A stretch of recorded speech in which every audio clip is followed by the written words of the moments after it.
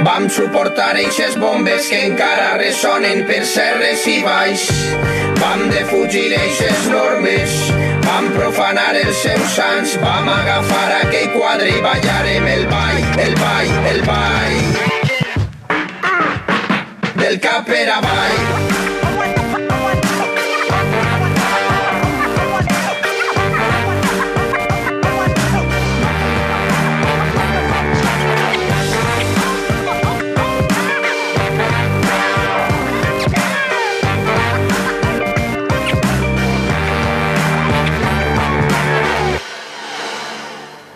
Sintonía de Radio Clara, lliure directe, espacio que dedicamos a les entrevistes, espai que dediquem a la vostra participació i anem a començar ja amb el divendres de tertúlia, anem presentant-vos a la gent que tenim per així ja sentada a la taula. Tenim a Antonio Pérez Collado, company de la CGT i de l'Ateneu Llibertari al Margen. Bon dia, Antonio. Hola, molt bon dia. Tenim a Àlex Corrons, analista polític. Bon dia, Àlex. Bon dia.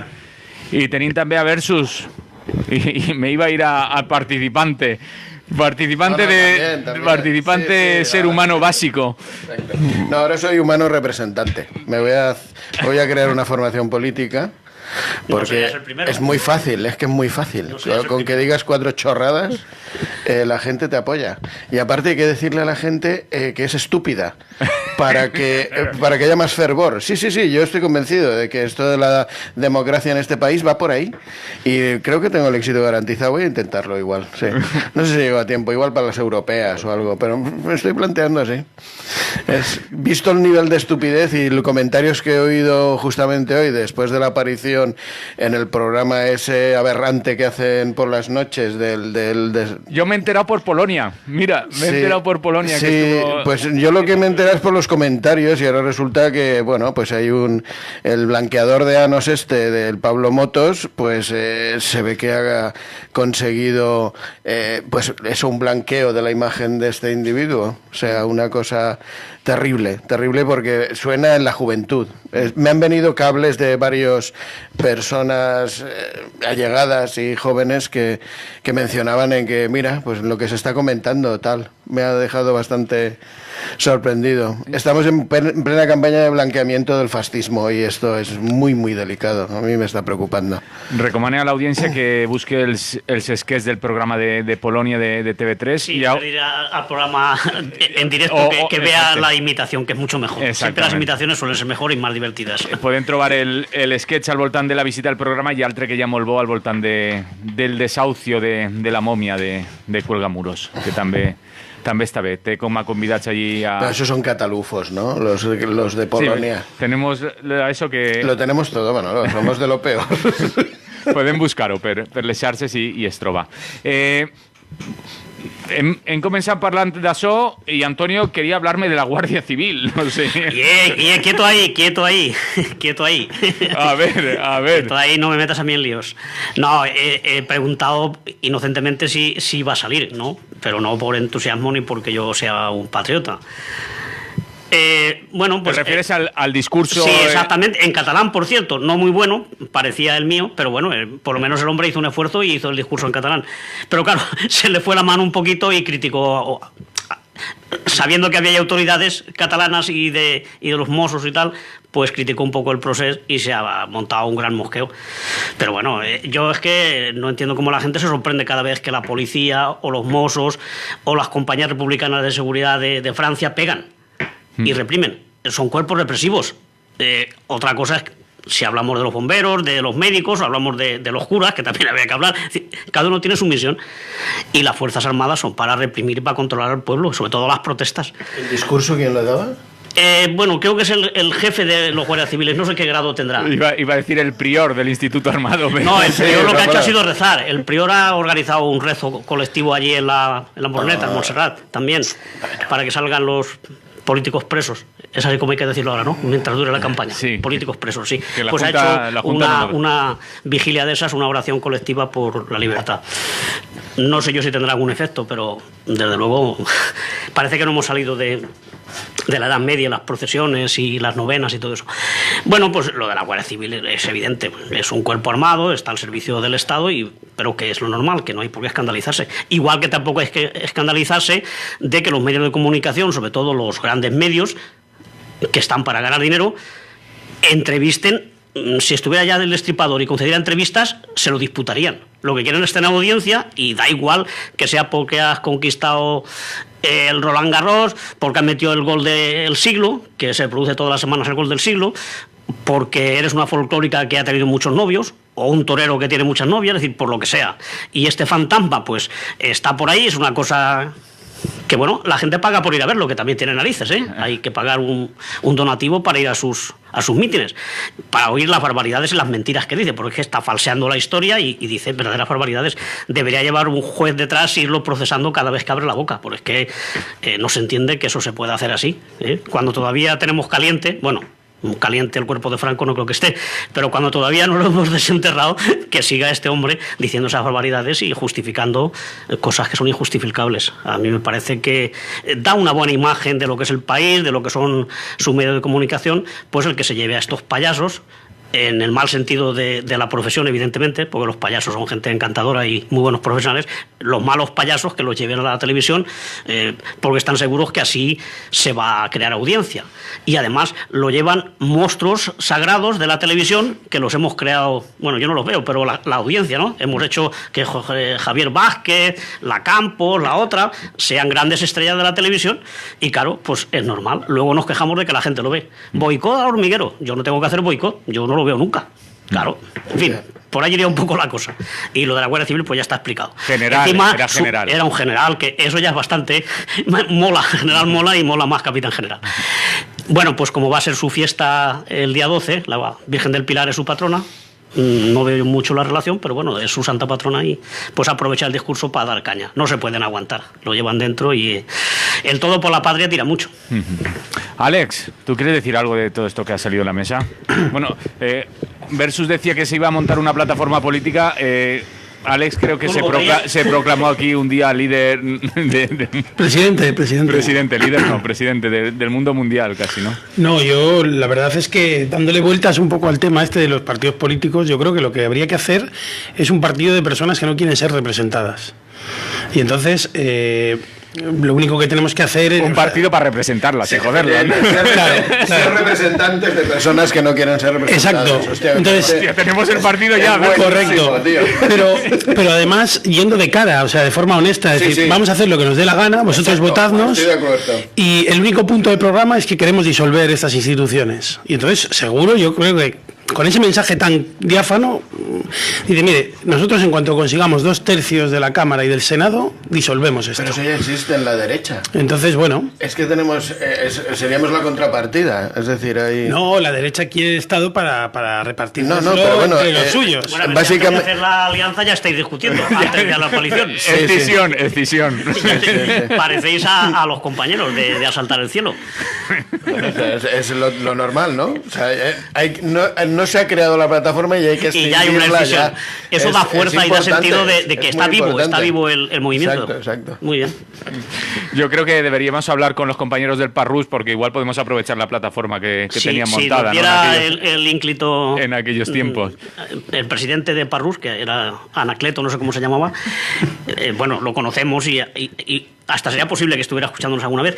Quiero decir, si nos diera permiso, yo creo que fue un adelantado a su tiempo, porque hizo el partido en la época en que la gente aún creía en los otros partidos, ¿no? No había tanto desencanto. Aún así tuvo mucho éxito y sacó 500 votos, creo, en Valencia una vez, que está muy bien para un partido que no tiene presupuesto y no tenía candidatos conocidos y tal.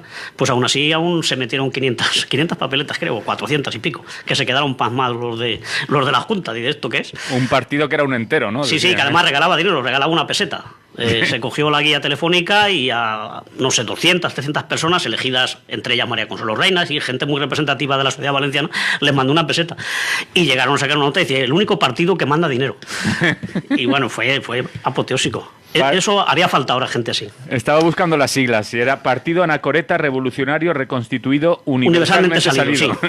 Y como tuvo críticas por el feminismo naciente, incipiente todavía, el feminismo más extremista, todo dicho con cariño y en ánimo. Luego hablaremos en serio, y un respeto y una admiración por el feminismo. Pero bueno, había alguna intransigencia también. Fue muy criticado por el sello, que vendría a ser el mismo que el del coño insumiso, más o menos. Claro. Y entonces, para compensar eso y aceptando honradamente las críticas de las mujeres, pues se creó la Internacional Nabo, que era Naciones, Anacoret, bueno, algo parecido igual, y entonces era Parrus por un lado, pero también era Nabo, a nivel internacional. Y bueno, ahí estaba, o sea, que se aceptó la crítica.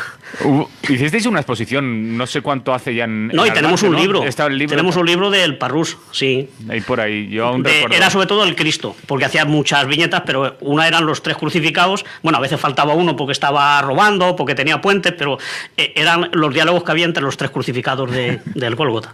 Y era muy divertido, hablando de la Mare de Déu, que fue un escándalo cuando se dijo que llevaba la ropa interior cuatribarrada, que en aquella época se pensaba que llevaba cuatribarrado, pero con azul, no sin azul. Y bueno, fue un escándalo, eso sí que no se puede... Tuvo mucho éxito.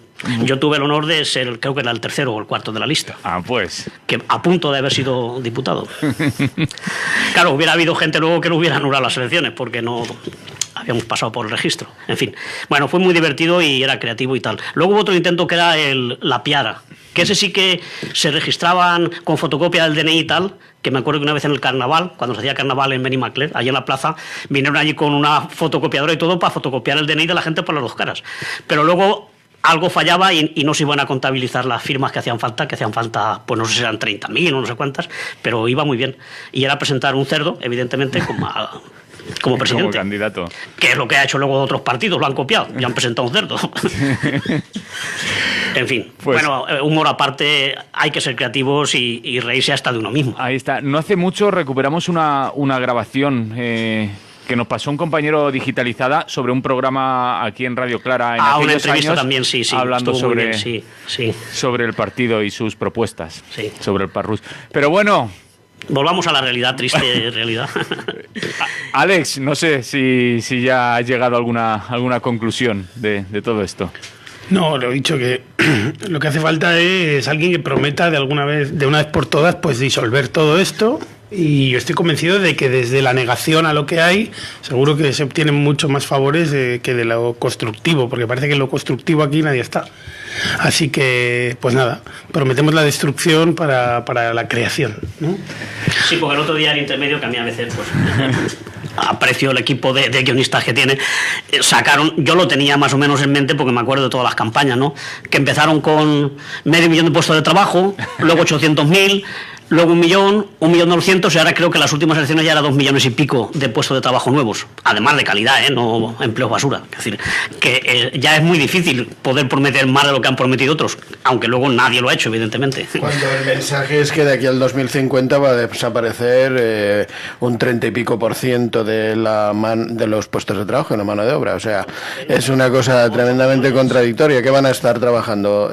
No les va a dar para cotizar a esta famosa seguridad social para esto, porque estamos en el 20, pues aún en el 30, en el 50 son 30 años, hay que cotizar 35, no les va a dar tiempo.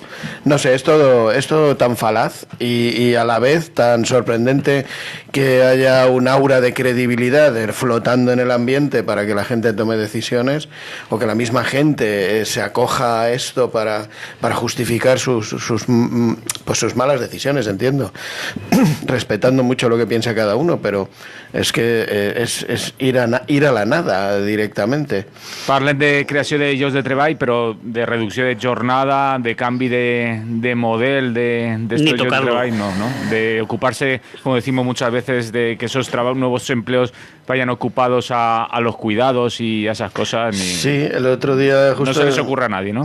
Sí, además es que hay varias corrientes. El otro día había una socióloga en una entrevista que le hacían, una señora ya, pues la primera socióloga catedrática que hubo en España, y decía eso, que le sorprendía que hasta el año 80 y pico no se consideraban los cuidados como empleo, porque ahí había una disyuntiva, considerar trabajo solamente lo que es empleo, y se descontaba automáticamente todo lo que son los cuidados. Entonces, bueno, pues esta señora incorporó ese discurso y tal, y la ONU empezó a reconocerlo hace tiempo. El caso es que es una zona abandonada, sin embargo, el envejecimiento de la población lleva a la necesidad de ampliar claramente eso, y eso, bueno, pues según los cálculos que hacía esta señora, hace falta muchísima mano de obra para que una persona que necesita atención esté bien atendida, porque una persona que necesita atención necesita 24/7,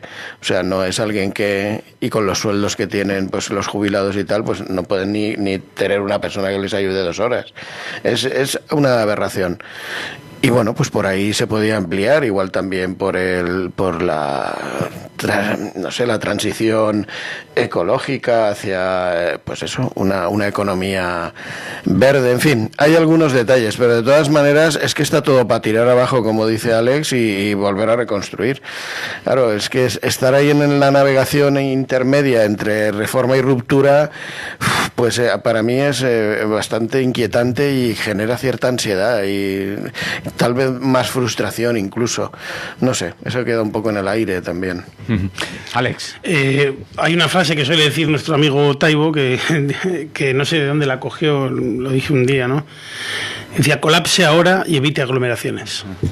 O sea, que es un poco la idea. O sea, la idea es, digamos, la civilización actual está en declive hacia un cambio a otra cosa que no va a ser basada en la producción, en el uso desaforado actual de los recursos, y que va a girar en torno a otros valores, a otros principios, pero no va a ser porque vayamos a hacer, yo creo, esa labor de reflexionar, ¿no?, sobre lo que estamos haciendo con nuestra actividad en el planeta, etcétera, sino que va a ser a fuerza de las circunstancias que nos van a impedir continuar con la misma historia. Entonces, yo creo que de ahí pues tenemos la oportunidad de que surja o Mad Max o un mundo un poquito más consciente, ¿no?, de que somos seres interdependientes y ecodependientes, ¿no? Entonces, creo que por ahí tiene que ir el futuro. Lo que sí que es verdad es que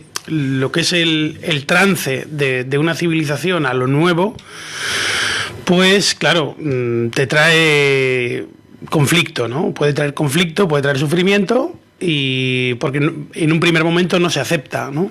Un cambio que tú veas forzado, pues de gente que, por ejemplo, va cada vez teniendo menos acceso a recursos, pues claro, la gente se va a calentar, porque la gente si nos llevan inculcando desde que somos niños y niñas que la felicidad está vinculada al consumo, al acceso a comprar cosas y demás, pues claro, llega un momento en el que cuando eso quieras tú reeducarlo hacia otra historia, pues va a costar generaciones. Yo creo que la esperanza, o yo por lo menos el hilo de esperanza que veo, es pues cómo está la juventud ahora organizándose con el tema ecologista.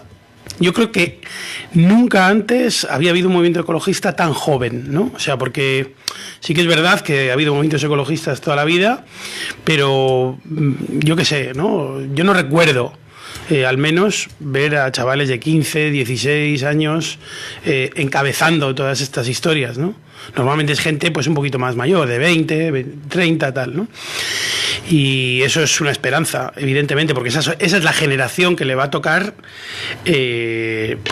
más cambios i más duros.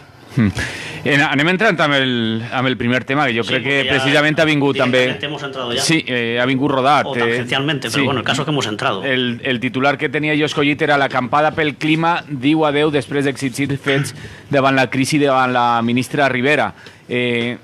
Parlant també d'aquestes mobilitzacions, d'aquest 7 d'octubre, que a nivell internacional i a Madrid, així més prop, la gent entre altres d'Extinció o Rebel·lió, ha estat realitzant accions directes per totes... Bueno, y ecologistas en acción, Greenpeace... Sí, es que ya hay una alianza, una plataforma que se ha donde juntado, están todos ¿no? ellos por el Rebelión por el clima. Rebelión por el clima, creo que se llama así. Fridays for Future, Greenpeace, ecologistas y algún grupo más, ¿no? Sí, exacto. Vamos entrando. Se llama Rebelión por el Clima 2020. Sí.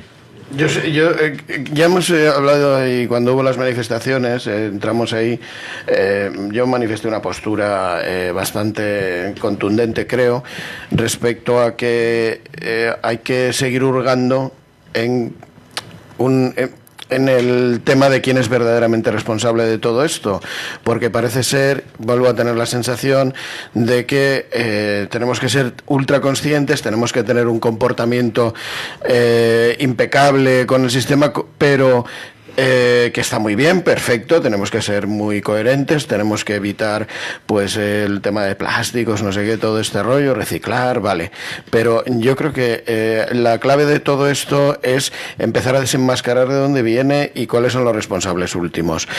¿Quién introduce el plástico como prioritario dentro del envasado? ¿Quiénes? O sea, pues la Nestlé, la Coca-Cola, en fin, todas esas compañías apoyadas pues en un sistema sanitario corrupto, es decir, de control sanitario corrupto, como se está demostrando en algunos casos concretos, por ejemplo en Andalucía, que bueno, pues determina que ese producto pues es válido para el consumo humano, sí, descontando que es a la larga nocivo para la estabilidad de la humanidad. Es decir, ese cortoplacismo y ese aprovechamiento economicista de esos recursos que tenían que haberse descontado en principio y a priori como algo que no se debía haber utilizado, pues es la consecuencia de que ahora pues tengamos que ser nosotros los que tengamos conciencia, que los plásticos, que tengamos que pagar por usar una bolsa de plástico que ni siquiera tendría que estar disponible. Es que esa es la clave. El asunto es que eso no debería estar disponible. Ya está erradicado. Igual que los vehículos que contaminan, fuera, definitivamente, todo aquello que no aporta a la continuidad de la humanidad en unas condiciones adecuadas y a la naturaleza, pues tiene que desaparecer, o sea, no tiene, es más, ni siquiera tenía que haber aparecido. Pero esto también entronca un poco, recupero lo de antes porque estábamos diciendo que había una posibilidad, que por narices pues tenemos que llegar a asumir estos cambios, pues porque va a empujar mucho la realidad y bueno, pues no se puede seguir sobreexplotando el planeta y demás, pero yo sigo desconfiando. Por una parte, porque yo me he dado cuenta que la estupidez y la necedad humana puede llegar a ser infinita. O sea, el llegar a autoconvencerse de que tiene que vivir esclavizado es tan gigantesco como concepto que maneja el sistema y el capitalismo, que yo creo que tienen margen de maniobra todavía, pero muchísimo. Porque es que podemos asumir eso. Desgraciadamente es así. Antonio. Sí, yo de este tema coincido bastante con lo que ha dicho Alex, ¿no? Es decir, es importantísimo lo que está pasando con la juventud, la toma de conciencia y la movilización que hay, eso no lo podemos negar.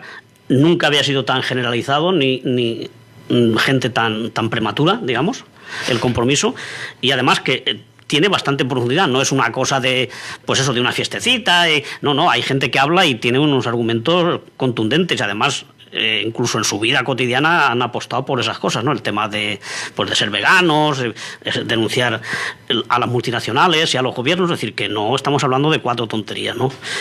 Claro, yo veo que alguna gente está criticando demasiado, ¿no? Claro, como si los que tenemos ya 50 o 60 años o más, pues nos hubiera salido todo bien y estuviéramos todos los días consiguiendo conquistas. Estuviéramos para dar ejemplos. Exactamente.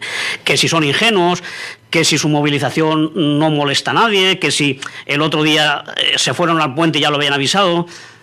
Como si cuando hacemos cosas ultra secretas, escondiendo los móviles y todo eso, nos enterara la policía de dónde vamos y quiénes somos. Vamos. Es decir, pero fueron arrastrados por la policía, los quitaron a la fuerza y hubo heridos y hubo detenidos, y bueno, y en España no hubo muchos. No debe haber habido ninguno, evidentemente, pero es que en Francia ha habido 1000 y pico, en Londres no sé si hubo 400 o 500, es decir, ha habido casi 2000 personas detenidas en estas movilizaciones. O sea que no es ir con 4 pancartitas y pintarse la cara, sino que están cortando el tráfico, están denunciando a las multinacionales, a los bancos, a los gobiernos. Es decir, evidentemente, eso no hace la revolución ni eso cambia la sociedad de golpe, pero ayuda mucho a tomar conciencia y a que esta gente se mueva. Claro, es cierto que cada vez hay más especialistas, pongamos profesores de universidad, sociólogos, que hacen informes demoledores y que dicen lo que va a pasar. Ahora, por ejemplo, están hablando de lo que va a subir el nivel del agua y la temperatura en el Mediterráneo, que eso va a cambiar totalmente nuestra forma, nuestra o vuestra, porque yo seguramente ya no estaré. Pero en cuanto a plagas de mosquitos, a enfermedades nuevas, a que muchos pueblos costeros desaparecerán o se quedarán sin sus playas, sin sus caladeros para pescar, es decir, todo eso va a cambiar. Y ya lo están anunciando. Y ya están anunciando lo que va a pasar precisamente con el Mediterráneo también. Sí, que es un mar muy local y muy nuestro, pero luego está el Pacífico y está el Ártico, Groenlandia está como está, la Antártida se desgajan cubitos de hielo que son más grandes que la provincia de Albacete, es decir, la cosa va en serio. Pero sin embargo, los que se escuchan y los que toman decisiones y los que pueden hacerlo, aunque sean menos, repercute más. Y tienes ahí pues al presidente del FMI, el del Banco de España, que siguen apostando por lo que ya los otros están diciendo que es imposible. Es decir, mantener trabajando a la gente hasta los 70 o 75 años, con lo cual los jóvenes no van a entrar ya en ese mercado del empleo, alargar la vida laboral, seguir construyendo, porque es lo que genera empleo, seguir con el turismo y haciendo puertos para traer contenedores de chucherías que no sirven para nada, y esos son los especialistas.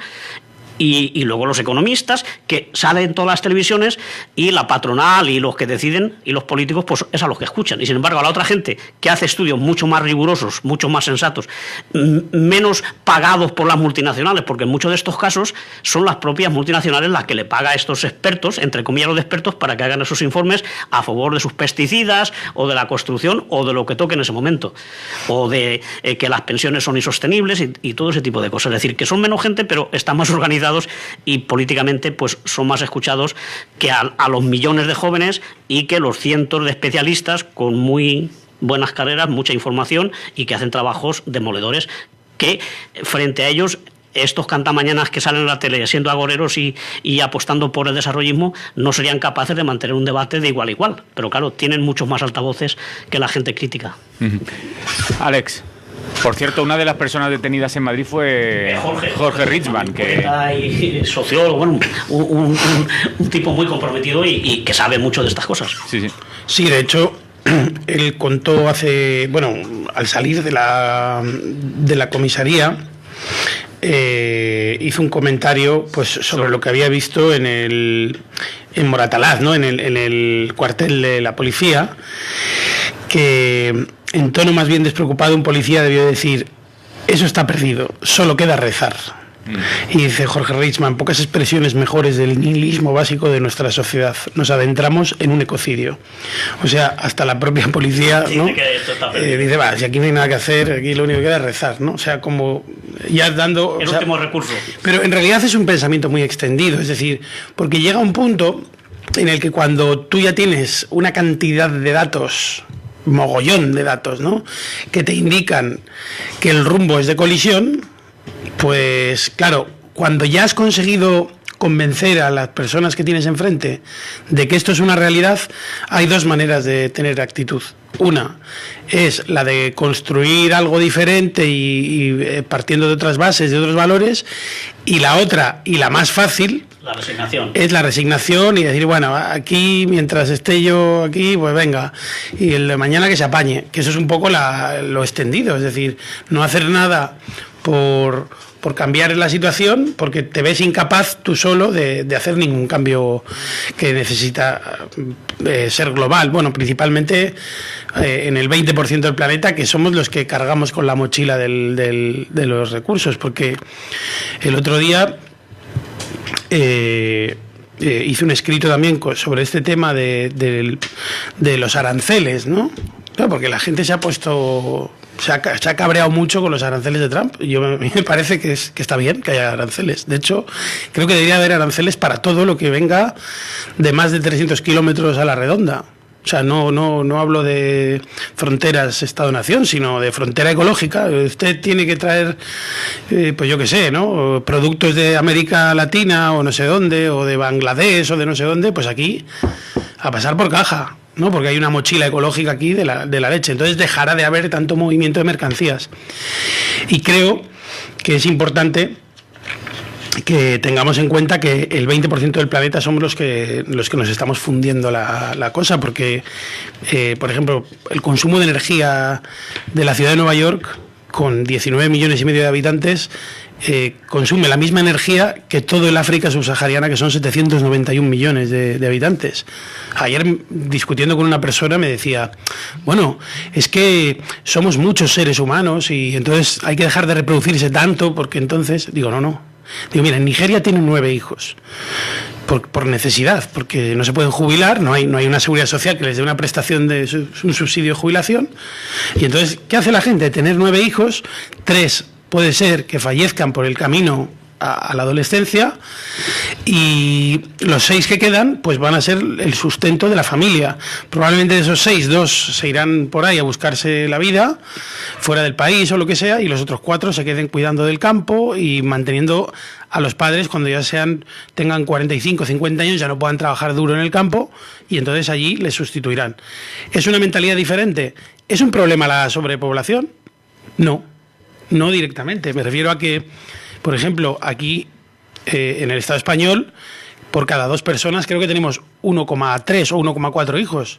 O sea, es decir, aquí estamos reduciendo la población, la natalidad, pero aún así, un niño que nace en España consume 35 veces los recursos de un niño nigeriano. Entonces, ¿cómo le voy a decir yo a un nigeriano que no se reproduzca si puede tener 35 hijos para llegar al nivel de consumo de un hijo de aquí? Entonces, no se trata tanto de eso, sino como de cambiar nuestra actitud y no consumir 35 veces menos, pero 3 veces menos podemos consumir.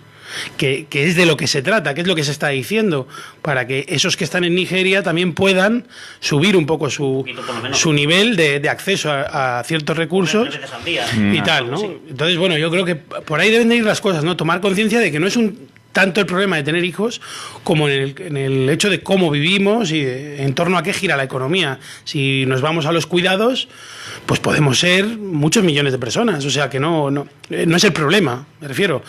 ¿Qué sería lo ideal? Sería que cada pareja tuviera 2 hijos y así pues mantendríamos una estabilidad, ¿no? Pero para eso hace falta también unos niveles de bienestar. Y entonces, claro, los niveles de bienestar están fastidiados. Aquí, si no tenemos hijos, es porque no tenemos tiempo. Y porque nos esclaviza económicamente el sistema. Porque si no, la gente, si viviéramos en un mundo de cuidados, la gente se reproduciría mucho más y también consumiría mucho menos recursos 4 hijos en una ecoaldea que un hijo en la ciudad. Entonces, ese es el balance que hay que hacer. Versus. El tema del arancelismo y proteccionismo, yo creo que en términos de sustentar el sistema siguen siendo igual de válidos para el sistema. Está claro que, bueno, serían unas medidas a tener en cuenta, pero lo que yo creo que es que hay que prohibir directamente, es decir, hay que entrar en la prohibición. Y la prohibición de forma como si fuera innata, es decir, es aberrante considerar un producto de calidad algún producto que viene de más de 300 kilómetros. O sea, eso es una burrada.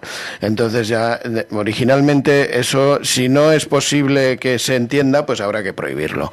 El arancel lo único que crea es un mecanismo de enriquecimiento, por otro lado un mecanismo de financiación de otras cuestiones que a lo mejor que seguramente no está garantizado que repercutan directamente en el bien común, sino seguramente este señor pues los destina a más armamento y cosas de esas, con lo cual tampoco es fiable. De todas maneras, bueno, como anécdota, sí. Es decir, el proteccionismo tal vez fuera una primera salvaguarda, pero no creo que sea el objetivo. Y bueno, no sé si tengo mucho más que añadir del tema este de las acampadas y demás. Como experiencia de acampada, creo que se tendría que trabajar más y tener mucha más presencia, seguramente. No descarto ni monto desdén respecto a lo que se está haciendo, pero bueno, tendría que haber un nivel organizativo más amplio. Supongo que esto está, digamos, ahora en el huevo, que todavía está arrancando. Son gente muy jóvenes, evidentemente, pues no han experimentado, no han tenido mucho tiempo de experimentar cómo se gestionan estas cosas, pero entiendo que habría que ayudarles y empujar mucho en este sentido, y sobre todo pues que vieran, más que otra cosa, que vieran la posibilidad de crear alternativas. Es decir, nosotros hemos sido incapaces de sembrar eso de que hay un mundo diferente posible, pues intentar empujar en ese sentido y que estas perspectivas rieguen un poco la forma de acción de estas gentes, ¿no? Que, por cierto, pues lo que decís, que vienen muy jóvenes, pues yo creo que es una cosa a aprovechar. De Altremont posible, ya que pasará a la necesidad, dice Altremont ya, ¿no? Posible y necesario, que se decía antes. Antonio. Sí, claro. Yo creo que estamos ya en una etapa en la que no vale experimentos ni etapas de reflexión, sino que hay que avanzar ya a esa sociedad, buscar nuevos modelos de organización y de economía y de menor consumo, evidentemente, porque es donde está la clave. Mientras eso no se solucione, pues lo otro son parches. Poner contenedores para materia orgánica, devolver €1 por cada botella de plástico, ese tipo de cosas, está bien que se haga porque por lo menos disuade un poco del consumo y del despilfarro de luego tirarlo por ahí en cualquier sitio, pero evidentemente hay que ir a la raíz de los problemas y a cambiar totalmente el sistema organizativo. En esa línea, pues claro, si se ponen aranceles, si se ponen impuestos a los productos que vienen de fuera, que algunos no tienen ni control sanitario, el haber venido de tantos kilómetros ha hecho que vengan en cámaras, que lo cojan sin madurar, es decir, que estamos alimentándonos mal precisamente por todas esas cosas, ¿no? Cuando aquí hay, pues no de todo, pero por lo menos lo que hemos comido siempre, y alguna cosilla más que se ha aclimatado aquí. Entonces, son simplemente es para ganar más dinero. Ayer vimos a la gente del olivar, cuando aquí tenemos un aceite excelente, pues ya están protestando porque no hay precio, porque los intermediarios lo llevan todo. Se ve luego que detrás de la producción de la chufa, que compite en ventaja con la de Alboraya, o detrás de la naranja que viene de Sudáfrica, hay empresarios valencianos, igual que lo había en el calzado que se destruyó en el del empleo, pues los que importaban zapatos de China pues eran empresarios que se habían cambiado yo donde majane, el dinero no tiene patria.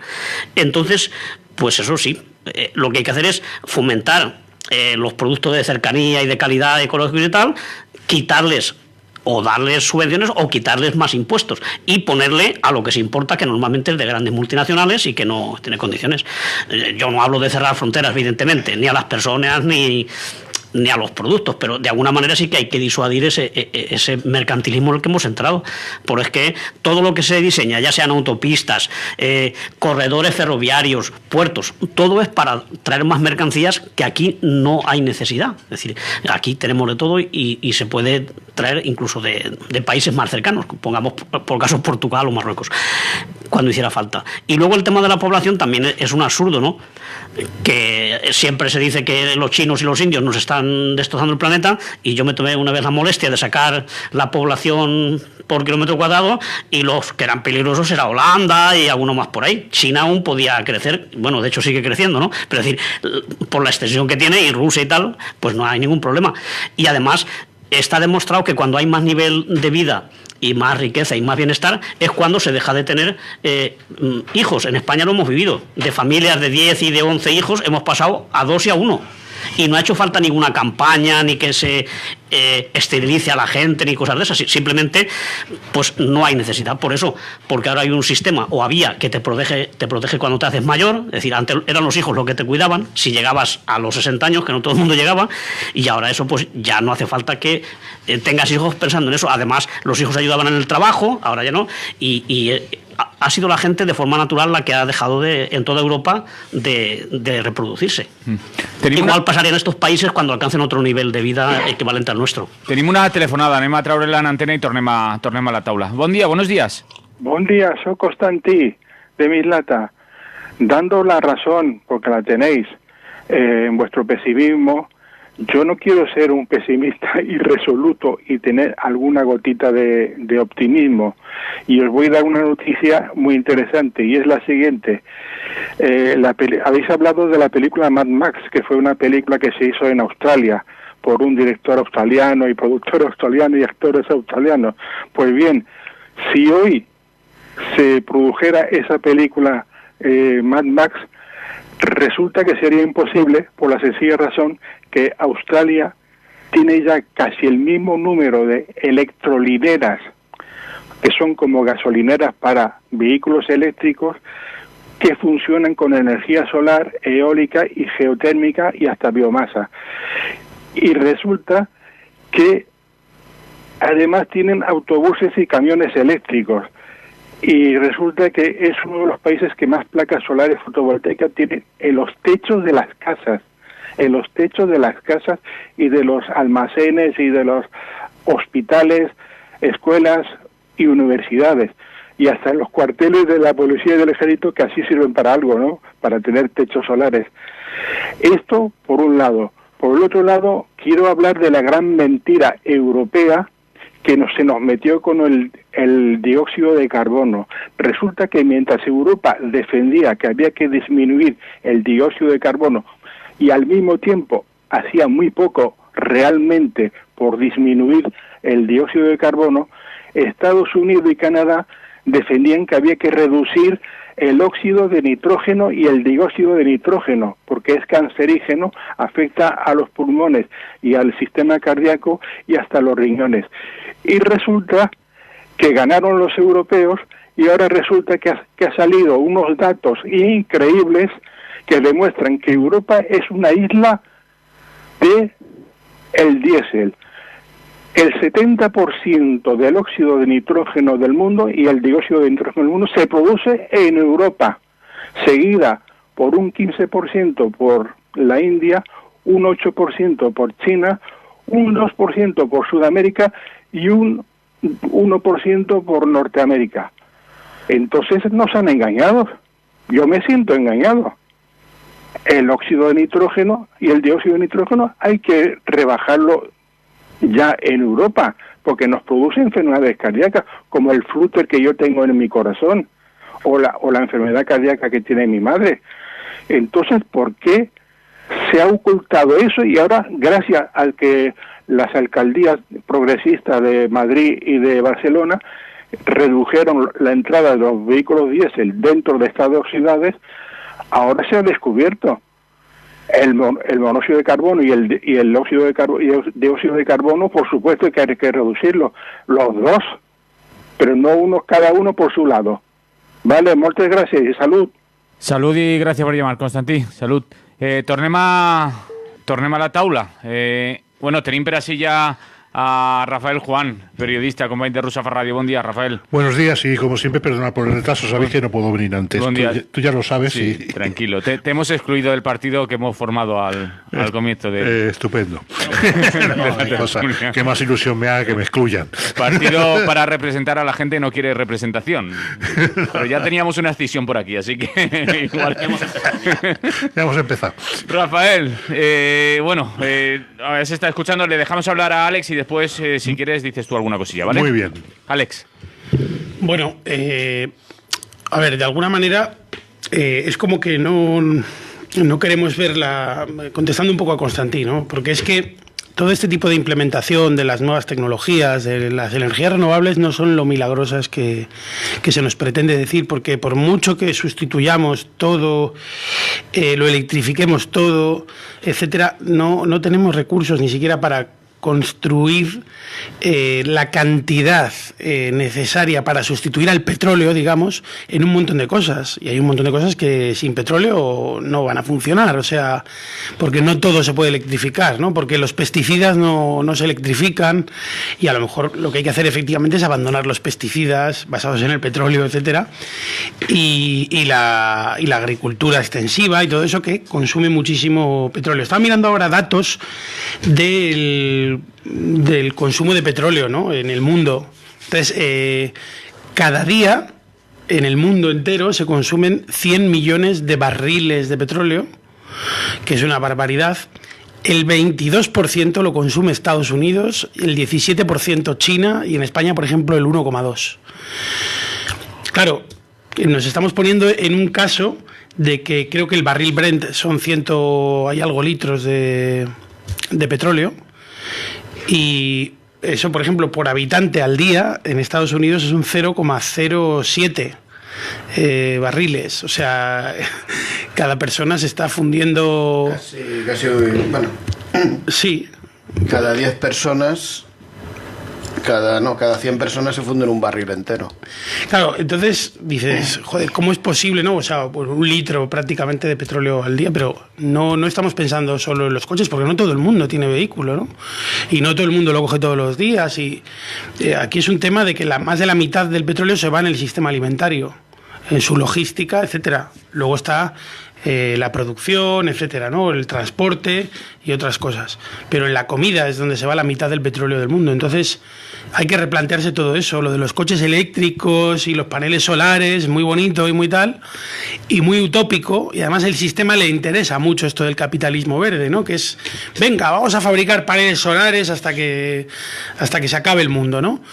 Pues claro, si para 1 metro cuadrado de panel solar hace falta un barril de petróleo, pues claro, o sea, imaginemos, ¿no? El tamaño de las cosas. Y luego, por otro lado, recursos como el litio. El litio, si ahora se nos ocurre, fíjate, ya no te voy a hablar ni de fabricar más vehículos, sino de los vehículos que hay actuales, coger y motorizarlos, cambiarles la motorización por un coche, por una batería eléctrica, etcétera, y un motor eléctrico, pues nos quedaría litio para un 10% del parque automovilístico mundial. Es decir, no hay litio tampoco para sustituir toda esa cantidad de vehículos, que creo que son 1.200 millones de vehículos en el mundo, ¿no? Bueno, pero eso a lo mejor favorece para que desaparezca y se colectivice más el transporte. Exacto, por ejemplo. pero que no pasa tanto la cosa por a implementar tecnologías innovadoras como por cambiar los hábitos, que es más fácil y que además es más saludable, y que la propia alimentación,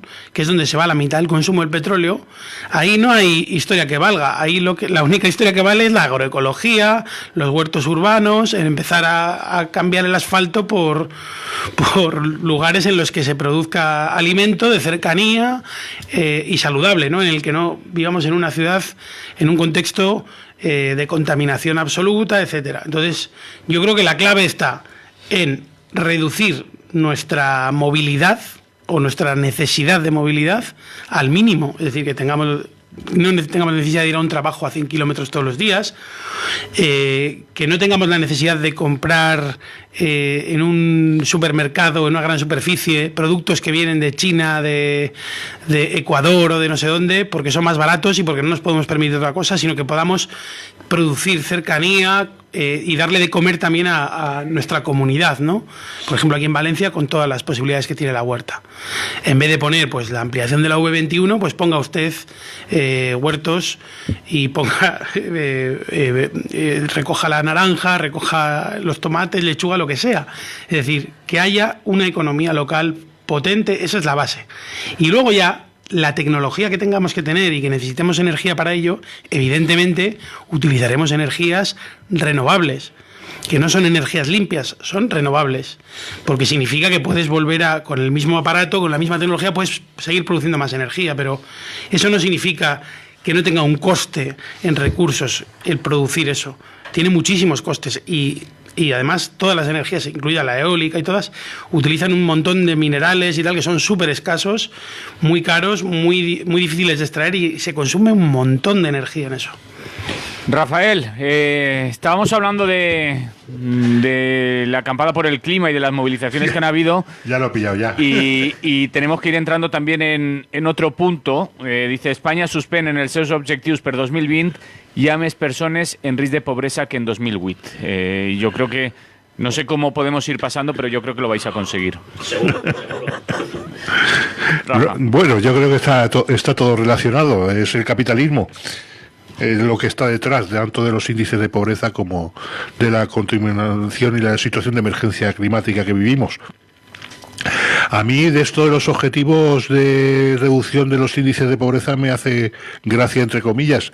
Yo no sé hasta qué punto son tolerables los índices, hasta qué punto es tolerable un índice de pobreza. Hay un 3% de pobres, ya es tolerable, un 1%, un 10%. O sea, yo creo que esto es un brindis al sol, como muchos otros que se marcan. Creo que estos objetivos del año 2020 vienen marcados por la Unión Europea y además con una frase que me hace mucha gracia. Una vez hemos salido reforzados de la crisis. O sea, yo no sé hasta qué punto hemos salido reforzados de la crisis. Es más, me pregunto si hemos salido de la crisis. Creo que... Hemos salido porque viene otra. No, yo creo que es crónica. Ahora se acentúa más o menos, pero es crónica. Es decir, la salida de la crisis ha sido con sueldos de mierda, con derechos sociales por los suelos, incluso con derechos políticos y ciudadanos también por los suelos. No sé dónde está la crisis. En cualquier caso, vamos, está cantado que es difícil reducir los índices de pobreza con un sistema económico, que es en el que estamos metidos todos y todas, en el que se acentúan los índices de desigualdad. El otro día salían datos, ahora mismo no recuerdo los porcentajes exactos, en que aumenta el número de ricos, pero aumenta muchísimo más el número de pobres. Y estamos como estamos. Entonces, que alguien se esperaba que se iban a reducir los índices de pobreza en 2020. ¿Se lo esperaba alguien? Yo creo que no, y basta asomarse a la calle. Y ahora mismo viene otra crisis en que se aprovechará para hacer limpieza y de paso machacarnos y pisarnos un poco más la cabeza de lo que la teníamos antes. Y es lo que hay, tristemente. Si no hay voluntad política y sobre todo se deja acampar a los poderes financieros y económicos a sus anchas, difícilmente se van a reducir los índices de pobreza, puesto que es condición sine qua non para que estos poderes económicos vayan a su aire, en que esos índices de pobreza estén ahí y aumentados. Antonio, por cierto, nos pasan una información que del Confidencial, no sé si la has visto ya, dice Iberdrola encargó a Villarejo espiar a sindicalistas de la nuclear de Cofrentes. La eléctrica recurrió al comisario para tratar de averiguar si 2 representantes sindicales de CGT de Cofrentes habían filtrado un informe interno que detectó importantes deficiencias en la planta. Es decir, lo que les preocupaba era que se filtrara la información, no que hubieran deficiencias en la central nuclear de Cofrentes. Bueno, ya tuvimos en la época de la construcción de Cofrentes, ya despidieron a un ingeniero porque también dijo, oye, que aquí estamos metiendo un reactor que tiene grietas, que esto es una carraca, es un cacharro. Y fue despedido, evidentemente. Aquel fue honrado y lo denunció. Bueno, lo hizo público porque era su obligación. Claro, y sin embargo, se mata al mensajero. Es decir, el que está preocupado por la seguridad, pues es peligroso porque eso sale a la prensa y no está bien, ¿no? Hay que colaborar con la empresa para que gane más dinero, y encima luego llegamos los socialistas y le damos 12 años más de vida. Cuando eso está ya para cerrar, se va a acabar su vida normal, lo que recomendaban los fabricantes, se acaba en el año 21, en primavera del 21, pues sin embargo se quiere llevar hasta el 33. Pero eso es para acabar con la pobreza. Porque exactamente, si no sí, porque como hay tanto pobre... Bueno, enlazando con eso de los pobres y terminando lo que teníamos de antes, que de lo que se trata no solamente es de cambiar de fuentes de energía, sino de reducir el consumo. Porque por mucho que cambiemos y que sean con placas solares o con generadores eólicos y tal, eso también tiene materiales para su construcción, y luego si hay un despilfarro, evidentemente pues nos estamos cargando las materias primas. Y eso enlaza mucho con lo que os he comentado cuando llegaba, que para qué narices necesitamos, la ciudad de Valencia, incrementar un 20%, que eso solo se incrementan los sueldos de los ejecutivos, de los grandes ejecutivos, lo demás no hay nada que suba el 20% de año en año, para la iluminación navideña, que es del centro de la ciudad, no de los barrios que apenas tienen luces. Esos no, es en el centro donde ya hay luz de sobra, con los propios escaparates. Además, si las grandes superficies y los comerciantes medianos y de franquicias y todo eso quieren vender más, porque parece que la razón es que está demostrado por investigaciones que si hay villancicos y hay luz, se compra más. No cosas que necesitas, sino cosas que no necesitas, pero se compra. Vas echando en el carro, pues turrones, matasuegras y lo que haga falta. Y por eso venden más, por eso quieren luz. Pues que se la paguen ellos. Suponiendo que fuera aceptable que se ponga más luz, que es discutible porque no hace falta. Parece que hemos entrado en competición con la noble ciudad de Vigo, que tiene el récord mundial de iluminación en Navidad. Es decir, si se hacen esos absurdos, de poco sirve poner un carril bici o apostar por los patinetes, si luego encima se quitan las cercanías. Es decir, no es esa la cosa. Ahora, por ejemplo, Noruega ya dice que un tercio o el 20%, bueno, van hacia el tercio de los coches ya son eléctricos. Pero bueno, si encima hay un coche para cada noruego, aunque no son muchos, pero esos son demasiados coches. Si en España hacemos lo mismo, pues bueno, serán eléctricos. Pero ¿dónde reciclamos luego las baterías y dónde extraemos los minerales que hacen falta? Es decir, es un absurdo. Por tanto, ahí está la cosa. Y bueno, esto que comentabais de la pobreza, pues es igual. Llevamos, tanto a nivel europeo como a nivel mundial, cada vez que se reúne el Fondo Monetario, el G20, el G7, bueno, como ahora unos se llevan bien, pasan del 20 al 7, al 8, pero siempre es el G y unos poquitos. El objetivo siempre es reducir la pobreza, no acabar con ella y combatirla, sino para el año 2050 pues que haya 2 millones menos de pobres, un 3% menos, ese tipo de cosas. Es no tener vergüenza. Es decir, está en vuestras manos cambiar el mundo y hacer que se reparta un poco más equitativamente pues la riqueza y la justicia. Y no lo queréis. Simplemente os marquéis esos objetivos para quedar bien. Y entonces, claro, aquí nos habían dicho que para 2020, que ya es pasado mañana, si ya estamos hablando de las luces de Navidad, pues el 2020 ya viene a continuación. Pues eso, habríamos tenido que reducir 2,7 millones de gente amenazada por la pobreza. O sea que ya le está tocando a final de mes. Y no lo hemos hecho, lo hemos aumentado. Entonces, en 2020, en vez de tener 9,3 de estas personas que se las ven venir, le ven las orejas al lobo de la pobreza, pues ahora estamos en 12 millones y creciendo, ¿eh? Entonces, no se está haciendo nada efectivo. Claro, si se reducen los salarios, si se dan menos ayudas sociales, todo lo que se está haciendo va para que haya más pobres. Y ahora ya lo está diciendo también la gente. Bueno, no hace falta estudios de sociólogos. Tú hablas con los vecinos y con la familia que hay que tener un par de trabajos para mal comer, para llegar vivo a fin de mes. No digamos ya si te compras un piso, que ya no se puede comprar, por eso se está construyendo tanto para alquiler, para vendérselo a fondos buitres y que luego lo alquilen. Es decir, el sueldo no te da ni para la vivienda, y mucho menos para comer, y si hablamos de otras cosas. Es decir, eso es crear pobreza, y así no se va a combatir. Por mucho que te pongas objetivos y te marques aquí unos baremos que quedan muy bien, y bueno, para ellos pues dirán, oye, ha sido una lástima, pero por otro lado hemos aumentado no sé qué, y la escolarización es plena, y no sé cuántas cosas más, y la sanidad pues ahora tenemos menos, en fin, te sacarán datos que te demostrarán que vamos bien, que estamos fabulosamente y que cada vez somos más felices, pero es todo mentira y la pobreza no es una amenaza, es una realidad y hay que verla porque la tenemos al lado. Y lo que hemos comentado tantas veces, no se ve más porque la gente la oculta, disimula, le pide ayuda a su familia, no lo reconoce y en vez de organizarse para luchar, pues se resigna, se suicida, que es el mayor, fuera de la enfermedad y de la muerte que llaman natural, es la mayor fuente de defunciones, el suicidio, que está prohibido hablar de él para que no se contagie, como si eso fuera una moda, ¿no? En fin, esos son índices reales de cómo está el tema de la pobreza y de lo mal que está repartida la riqueza, porque los ricos siguen siendo más ricos, ahí no hay ningún problema.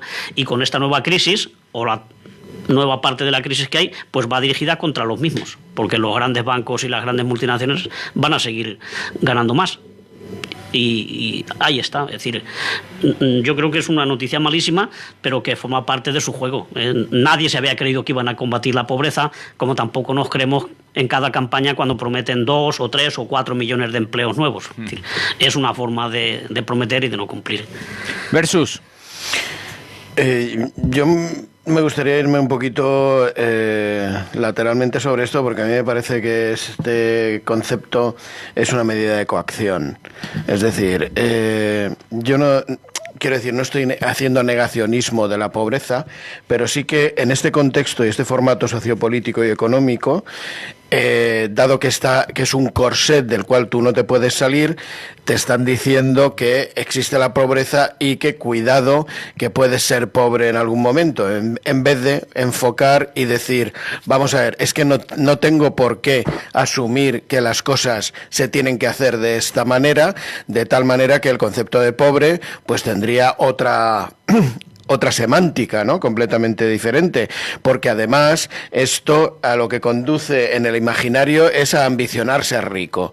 Es decir, podemos ir a cualquier sitio ahora mismo y preguntarle a alguno qué quiere ser respecto a su situación económica y te dirá que es rico.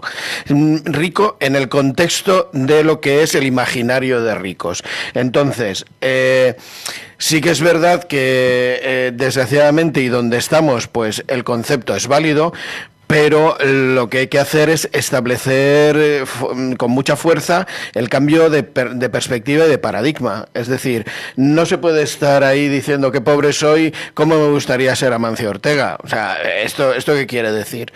Es un absurdo. De hecho, eso es un poco el mal endémico que en el subconsciente humano pues está residido y está muy anclado. Entonces, sobre ese atrapamiento sobre el que trabaja estas noticias coercitivas, ¿no? Que por un lado sí generan ahí una lástima, que es un poquito lo que vemos en plan caritativo del humano básico como yo, y sin embargo luego dice, bueno, pero cuidado que yo no me tengo que acercar ahí, que yo lo que tengo que acercarme es al otro, al este, en vez de generar una conducta de crear una sociedad en la cual esté abrigado todo el mundo desde un sentir común y desde un colectivismo. O sea, este formato desgajado basado en las cifras y en las noticias estas muy bien conducidas, pues tiene sus matices. Y lo que habría que abogar es para erradicar completamente la pobreza, desde la perspectiva de erradicar este formato socioeconómico que conduce a la pobreza, pero no solo a la económica, sino a la de espíritu, a la de conocimiento, a la de relaciones, a una pobreza y a una mediocridad insostenible completamente. Alex. Sí, bueno, yo creo que poco más que añadir, ¿no?, a todo lo que se ha dicho ya, porque en realidad es un poco lo que he dicho antes, ¿no?, que tenemos que encaminarnos hacia la nueva realidad que se va a imponer, ¿no?, a nivel físico. O sea, es una imposición. El ecologismo o las proclamas ecologistas ya no son exclusivas de personas concienciadas o tal, sino que ya, pues bueno, tenemos a un montón de científicos pues diciendo, oiga, nuestra casa se está cayendo a trozos, ¿no? Entonces, bueno, digamos que el sistema capitalista siempre se reinventa, ¿no?, e intenta infiltrarse en todas estas cosas y buscar su oportunidad de negocio. Y bueno, yo creo que tenemos que estar un poco alerta, porque sí que es verdad que lo que se puede venir fácil con un sistema organizativo como el que tenemos actualmente y la escasez de recursos, pues lo que puede venir es una suerte de ecofascismo, es decir, un autoritarismo, digamos, más fuerte del que hay ahora, que empiece a poner restricciones de consumo, pero que las restricciones sean económicas, ¿no? Entonces, de esta manera, pues el que tiene un poder adquisitivo elevado va a poder seguir haciendo lo que le dé la gana, pero el pobre pues va a estar jodido, ¿no? Que es un poco lo que hablábamos el otro día de los vehículos, ¿no? Vosotros sabéis que ahora ponen estas etiquetas en los coches, la B, la C, el cero, el eco y tal, ¿no? Entonces, dependiendo de esta pegatina, en determinadas ciudades, pues ya se está poniendo en marcha pues una serie de restricciones para poder entrar en ciertas zonas de la ciudad, etcétera.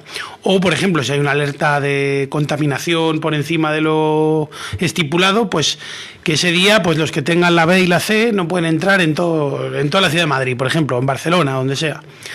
Y los que no tienen la etiqueta no pueden entrar de ninguna manera, ¿no?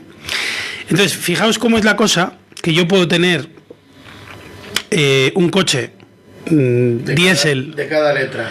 Un coche diésel, sí. Letra. O un coche diésel... o sea, cualquier persona que nos está escuchando ahora mismo puede tener un coche diésel de antes de 2006. O gasolina, me da lo mismo. Entonces, ¿qué pasa con esos coches? Esos coches son de gente pues que a lo mejor ha decidido no cambiar de coche o que no tiene los recursos suficientes para poder cambiar por un coche que contamine menos o que tenga la etiqueta de las narices, ¿no? Ahora, si tú eres un Amancio Ortega o quien sea y te compras un Ferrari, le vas a poder poner la pegatina ahí.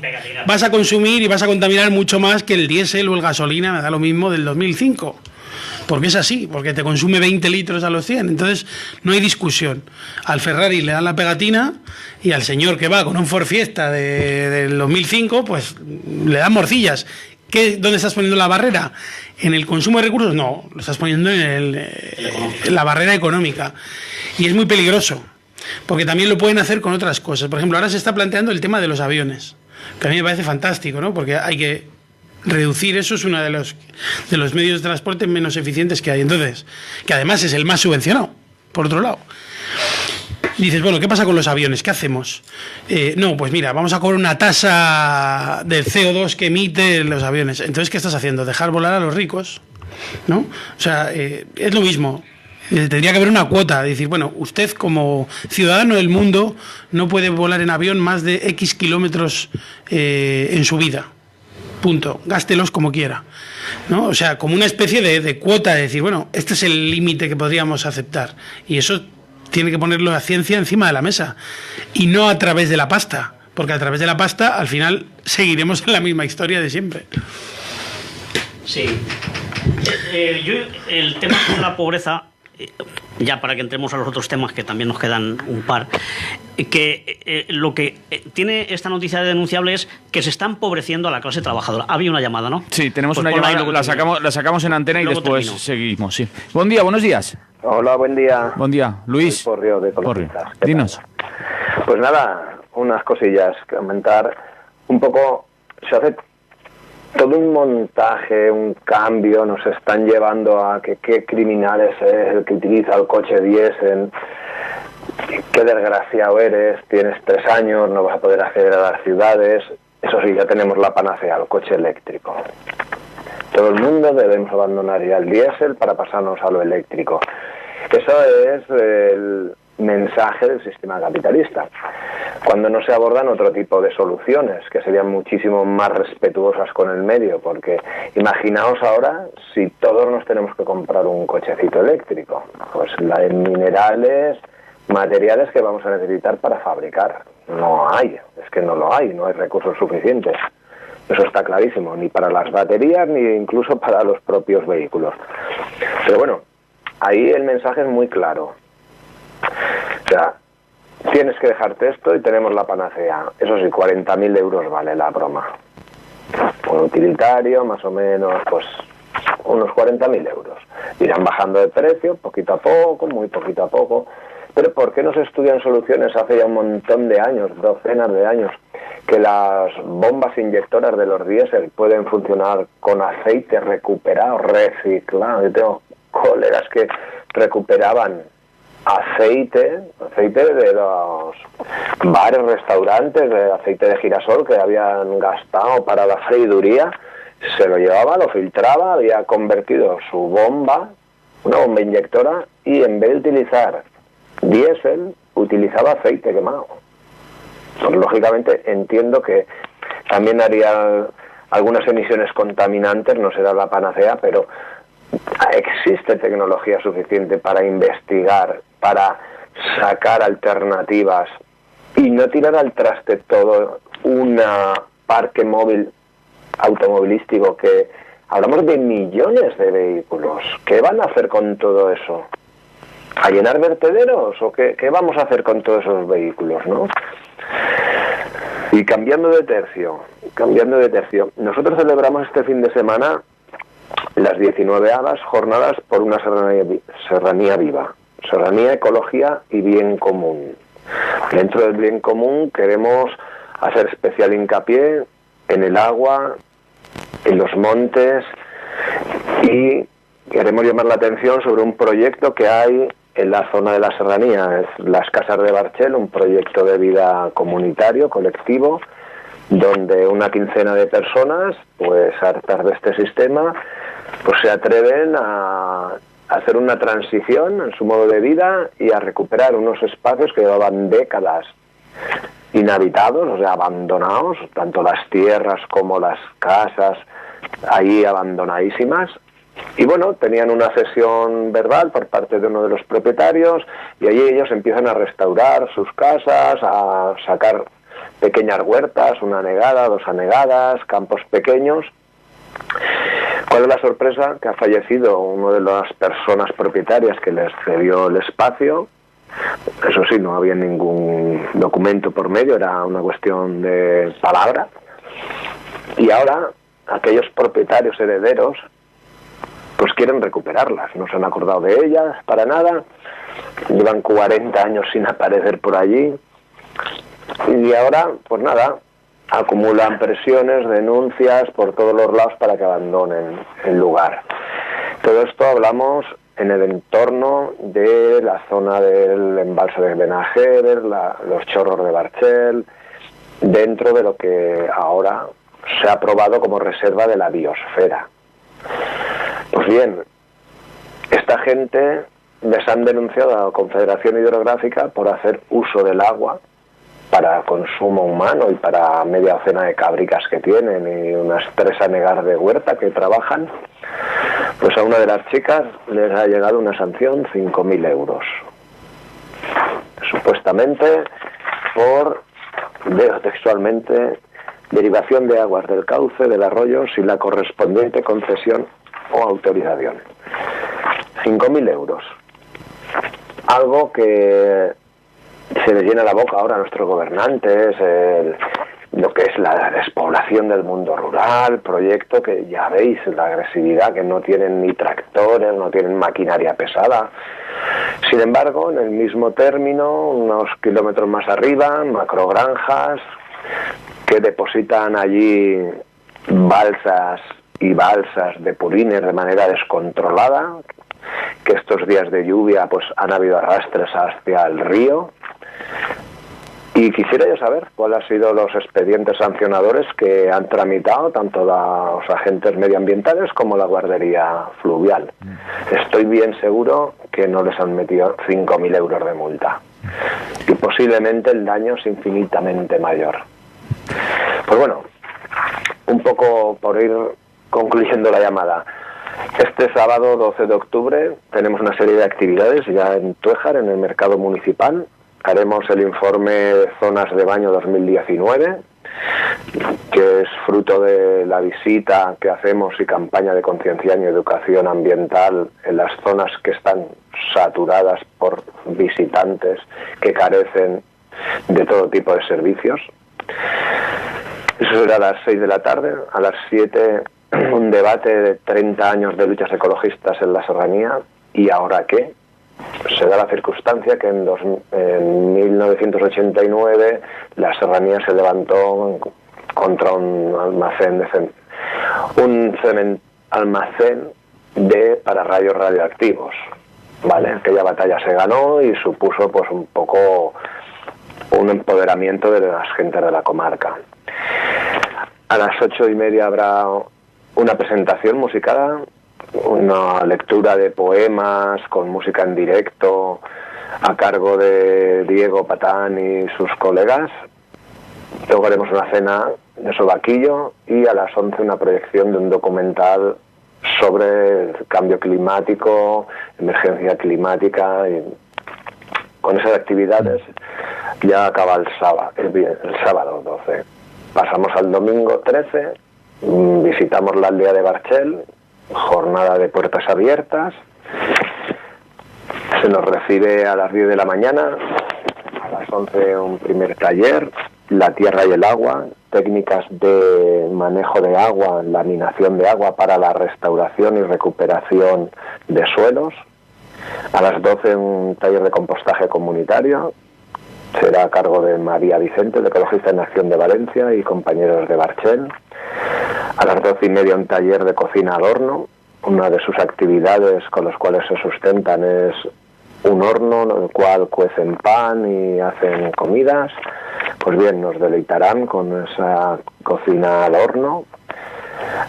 A las 3:30 minería en la serranía, documental de sistemas del solar a cargo de Tony Silva, compañero de La Directa también.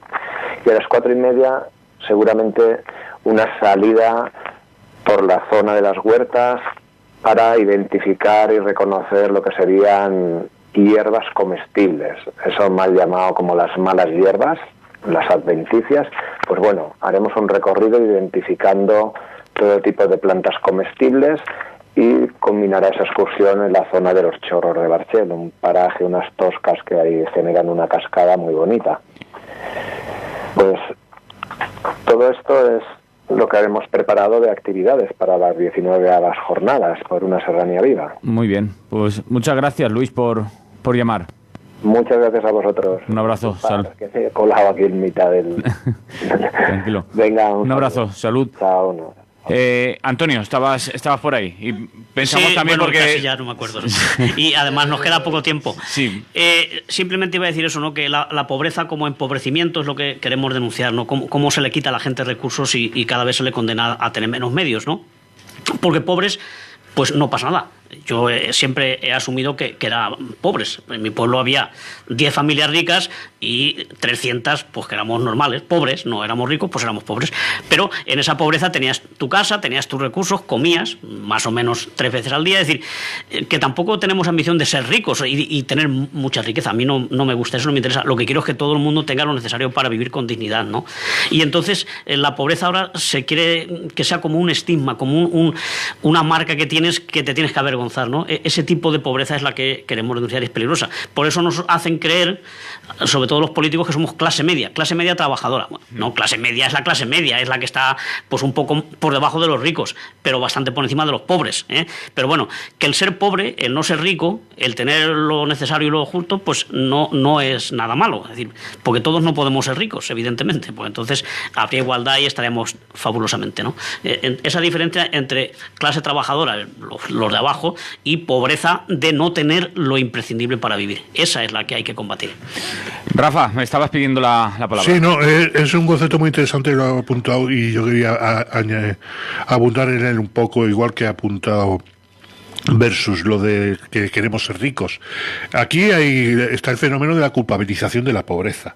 Es decir, hasta no hace tanto en estos países, sobre todo en nuestros países latinos, mediterráneos, la pobreza pues era una condición, si no natural, sí casi lógica, que de alguna forma se combatía o se asumía con resignación o se combatía de forma colectiva, que ha habido para combatirla. Pero esto es fruto del capitalismo calvinista que viene de Estados Unidos. Es decir, ahora mismo ya no hay ricos y pobres, hay triunfadores y perdedores. Y está el fenómeno ese de culpabilización de la pobreza. Sí, se quiere reducir los índices de la pobreza, pero de aquella manera porque se considera al fin y al cabo que esa enorme cantidad de pobres es una enorme cantidad de gente absolutamente incapaz que se lo han buscado.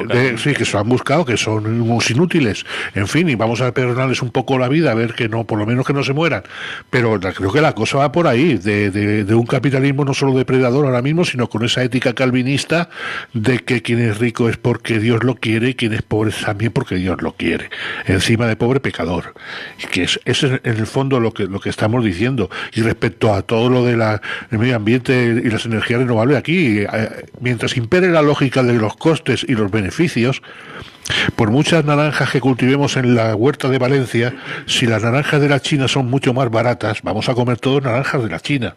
Y así está montado el sistema. Aquí la clave está cómo cambiar esas cosas, de qué manera, con qué métodos, quiénes y para qué. Y ahí está la historia.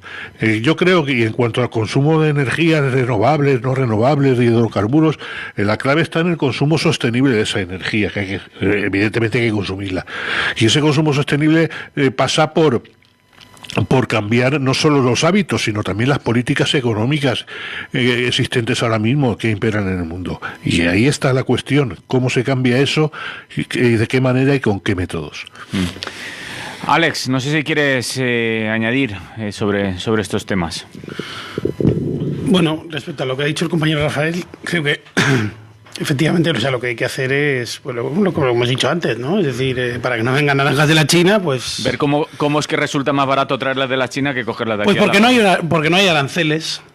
Si hubiera aranceles, pues se cagaban. O sea, quiero decir, ni China ni Dios. O sea, no vendría naranja de tal. Está todo subvencionado todo. La mano de obra esclava también está subvencionada, porque las naranjas que vienen de China, pues el señor o la señora que esté ahí recogiendo las naranjas, pues si cobra 50 céntimos de euro al día, va sobrado. O sea, quiero decir que es que todo eso, claro, ¿cómo se sostiene el capitalismo? Quien dice China dice Sudáfrica. Mediante las desigualdades. Sí, claro.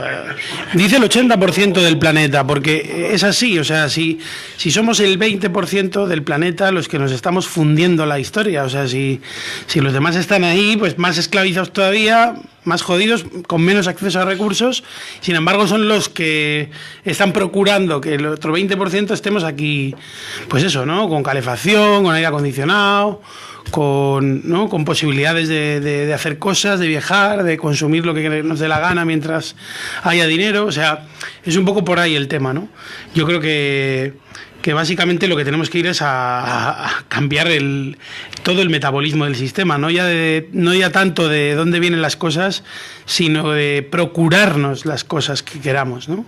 O sea, es decir, de procurarnos el alimento, procurarnos la habitacionalidad, procurarnos todo, ¿no? Y ya tenemos muchos recursos consumidos, y lo que hay que hacer es reutilizar todo, absolutamente todo, ¿no? Lo que decía en la llamada este oyente, pues creo que está bien, ¿no? Es decir, coger los vehículos que ya hay, lo primero que habría que hacer es, antes de comprarse una persona, cambiar el vehículo por comprar uno eléctrico, porque piensa que va a ser más ecológico, cuando la energía necesaria para fabricar ese vehículo es la misma que consumiría con un vehículo de combustión durante 60.000 o 70.000 kilómetros, no se va a amortizar. Entonces, ¿por qué no hacemos una reconversión, ¿no? Es decir, ¿por qué no podemos cambiar un motor de combustión por un motor eléctrico, que es mucho más eficiente y económico hacerlo que no construir otro vehículo nuevo con todos los materiales nuevos, por ejemplo, ¿no? Pero y aún así, ¿no? Y aún con todo eso, sabemos que no vamos a poder mantener las mismas cosas que tenemos ahora. Es decir, no hay litio para construir más de 100 millones de vehículos. Se acabó. Y suponiendo que solo utilicemos el litio para eso, que hace falta para muchísimas más cosas, ¿no? Entonces, creo que de lo que pasa no es tanto de apostar por la tecnología, sino de tener la tecnología ahí como una herramienta de último recurso, pero tener en cuenta que los recursos que hay son estos, y con esto tenemos que contar para todo el planeta. Y si en vez de repartirlo entre el 20% del planeta lo repartimos entre el 100%, entonces ya la cosa se parece un poco al acceso a recursos que puede tener una persona que habita en Cuba. Y eso es lo que hay que decirle a las personas. Es decir, no nos vamos a morir de hambre, pero no vamos a poder seguir con la fiesta, digamos, ¿no? Que estamos aquí en un plan desaforado desde que tenemos petróleo barato, y bueno, pues esa época se está acabando. Entonces, bueno, es un poco cambiar la mentalidad más que otra cosa. Versus, por saber, dos detallitos solo. Apuntaba Rafa sobre el tema del calvinismo, que nos viene desde impuesto, ¿no? Como el sentimiento culpable, hasta el extremo, que mira, justamente me viene bien porque estoy leyendo un libro que se llama Japicracia, y resulta que el entorno es el resurgir de la psicología positiva en los 80 en Estados Unidos, que un poco es la que le da el buenrollismo a este formato de pensamiento calvinista, es decir, te hace a ti responsable de ser feliz de una manera que tampoco está clara, porque lo llevan hasta el cientifismo. O sea, la psicología de la felicidad, que todavía sigue en boga porque es algo que trabajan los coaching y todo esto, pues es la que está dando sustento a que nuestro pensamiento vaya reconociendo que, bueno, pues todo depende de nosotros, y que, bueno, si no eres feliz es porque no quieres. Y luego, pues, resaltar el detalle de que en algún momento en España el ministerio relacionado con el consumo era Ministerio de Sanidad y Consumo. Es decir, la perspectiva del consumo se trata desde la seguridad alimentaria, y que la defensa de los consumidores se tiene que hacer desde el asociacionismo. Bueno, el muchacho Rubén Sánchez, por ejemplo, ha sido el que ha descubierto de AUNA, ¿no? La Asociación de Consumidores esta potente que viene de Andalucía, es Facua, perdón, la que sacó lo de la listeriosis, ¿no? Entonces este hombre a mí me llamó la atención porque decía que no había nada más revolucionario que los consumidores, ¿no? Que son ellos los que pueden marcar la pauta de lo que tiene que ocurrir, y simplemente se tiene arrinconado hasta el nivel de asociacionismo y como algo anecdótico. Claro, si se considera desde el Ministerio de Sanidad y Consumo, jamás habrá una verdadera intención de que la vigilancia de lo que es el consumo y su impacto sobre la economía y su impacto sobre solventar problemas de equilibrios de pobreza y riqueza tiene. Entonces, hay un concepto inicial que ya es erróneo. Rafael estaba pidiendo la palabra. Antonio, no sé si quiere decir algo más, pero tenemos que entrar ya en el tema de las pensiones. No, simplemente apuntar, es que ya lo ha dicho Versus, todo el rollo del coaching que hay ahora mismo, que es una especie de sostén teórico de ese capitalismo de inspiración calvinista. Es decir, tú puedes, querer es poder, ese es que es la mayor falacia del mundo, que es la filosofía del coaching, de toda esta gente que vende pensamiento barato a... Se transforma rico y pobre en loser o winner, ¿no? Ganador o perdedor. Sí. Pero si piensas que eres un ganador, está todo... Sí, no, es cuestión de voluntad, es decir, querer es poder. Si además se ven estas charlas de coaching, son muy ilustrativas, porque es un leitmotiv constante. Es decir, si no eres es porque no quieres.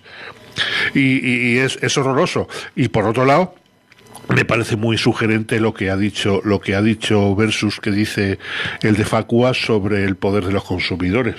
Realmente los consumidores son el sostén del capitalismo, y eso habría que darle vueltas. Antonio. Sí, recordar que los trabajadores tradicionalmente eran los que controlaban la calidad de los alimentos que se comían ellos y sus familias, evidentemente, ¿no? El propio que lo hacía certificaba que estaba bien hecho y que tenía calidad y que era sano, ¿no? Ahora, pues se tapa incluso, como ha hecho Iberdrola, se investiga al que denuncia alguna irregularidad, ¿no? Es decir, cómo ha cambiado y el poco poder o la capacidad de decidir que tenemos en nuestros puestos de trabajo, ¿no? Porque además de trabajadores luego lo consumimos. Si nos dividimos entre productores y consumidores, pero somos los mismos en realidad, ¿no? Es la división por actividades, ¿no? Bueno, entrábamos en lo de las pensiones, ¿no? Que, como todo el mundo sabe, o espero que sepa, el día 16 hay una... Imagino y espero que gran manifestación en Madrid, por lo que se va viendo, que parece que va a ser muy grande, para defender el sistema público de pensiones. Y bueno, el lema, como siempre, es que gobierne quien gobierne, pues que las pensiones hay que defenderlas y todos los demás derechos también. Sanidad, ayuda social, en fin.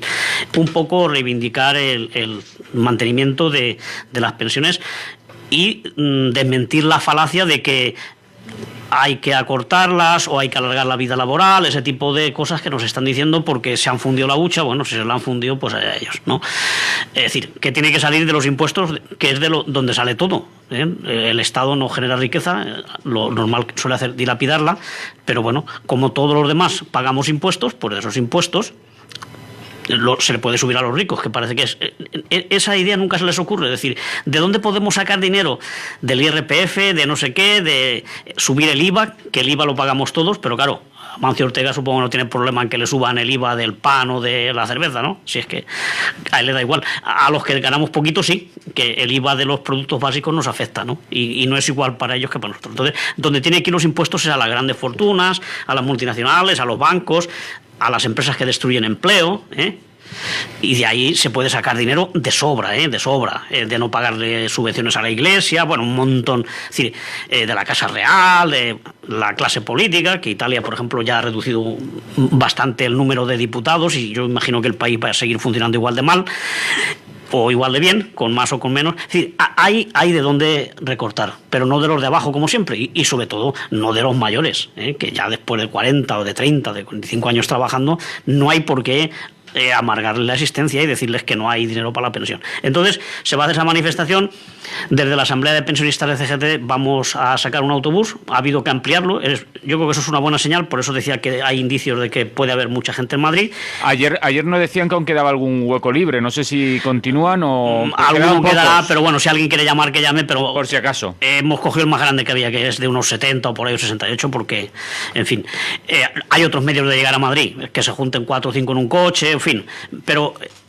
La coordinadora también ha llenado ya todo lo que tenía y también nos ha pedido a nosotros que sí teníamos plazas. Pero además salen del puerto de Sagunto, de Alcira, de muchos pueblos también van a ser autobuses. Y sabéis que hay 2 columnas marchando, que ya están llegando, una del norte y otra del sur. Es decir que, aunque no sale mucho en la tele, pero se está haciendo cosas. Es una actividad más, una movilización más. No va a acabar ahí la cosa, ¿eh? Se va a seguir peleando. En concreto, nosotros tenemos preparadas 2 acciones, la asamblea nuestra, ya las iremos también anunciando, y yo creo que hay que mantener la lucha por el sistema público de pensiones. Pero más que nada centrándola en las pensiones de la gente que está ahora trabajando o que va a empezar a trabajar en cuanto encuentre un hueco. Con esos millones de puestos de trabajo que van a salir nuevos, que ya salga garantizado que va a tener una pensión. Porque en eso que hablábamos al principio de la culpabilización, la resignación, mucha gente joven o de mediana edad ya ha renunciado. Es decir, no, a mí lo de la pensión no me interesa porque yo ya no la voy a cobrar. ¿Cómo que no la vas a cobrar? Si estamos a tiempo de parar esto y de garantizarla para ti y para tu hijo y para tu nieto. Es un derecho que no se puede renunciar. Y yo creo que hay gente que lo ve tan mal que ha renunciado. Yo creo que no se debe renunciar a nada. Por eso también cuando decía el compañero Constantí, cuando ha llamado, que estábamos pesimistas, no, estábamos analizando la realidad. Pero sabemos que se pueden cambiar las cosas y por eso nos vamos a Madrid y estamos en las concentraciones y estamos denunciando y hacemos el programa para evitar que el pesimismo se apodere de nosotros y que se imponga esas amenazas que hay encima. Lo que no podemos es ignorar lo mal que está y lo mucho que nos están arreando, ¿no? Pero renunciar o rendirse nunca. Yo imagino que el derecho a pelear hay que mantenerlo. Y hay en ese entorno pues está la lucha de los pensionistas, que junto al feminismo y junto a lo del clima me parece que son y lo de la vivienda también, es decir, hay varios sectores que se están movilizando muchísimo, ¿eh? Y yo por eso pues un poco de esperanza sí que tenemos. ¿Qué continúa? Alex, que tú eres de los pesimistas, de los que crees que ya no vamos a tener pensión. No, yo no soy para nada pesimista. O sea, yo soy... Optimista bien informado. No, yo soy optimista porque, como dice este Jean-François Brienne, que es el del documental que haremos, por cierto, luego diré que la semana que viene en el Café el viernes tenemos ahí Cineforum, ¿no? Con un documental que se llama De la servidumbre moderna. Y bueno, dice que mi pesimismo está basado, o sea, mi optimismo está basado en que esta civilización está derrumbándose y mi pesimismo está basado en todo lo que hace por arrastrarnos en su caída. Entonces, bueno, yo lo que creo es que lo que deberíamos de... O sea, para empezar, fíjate, cómo son las cosas que las antiguas monarquías, ¿no?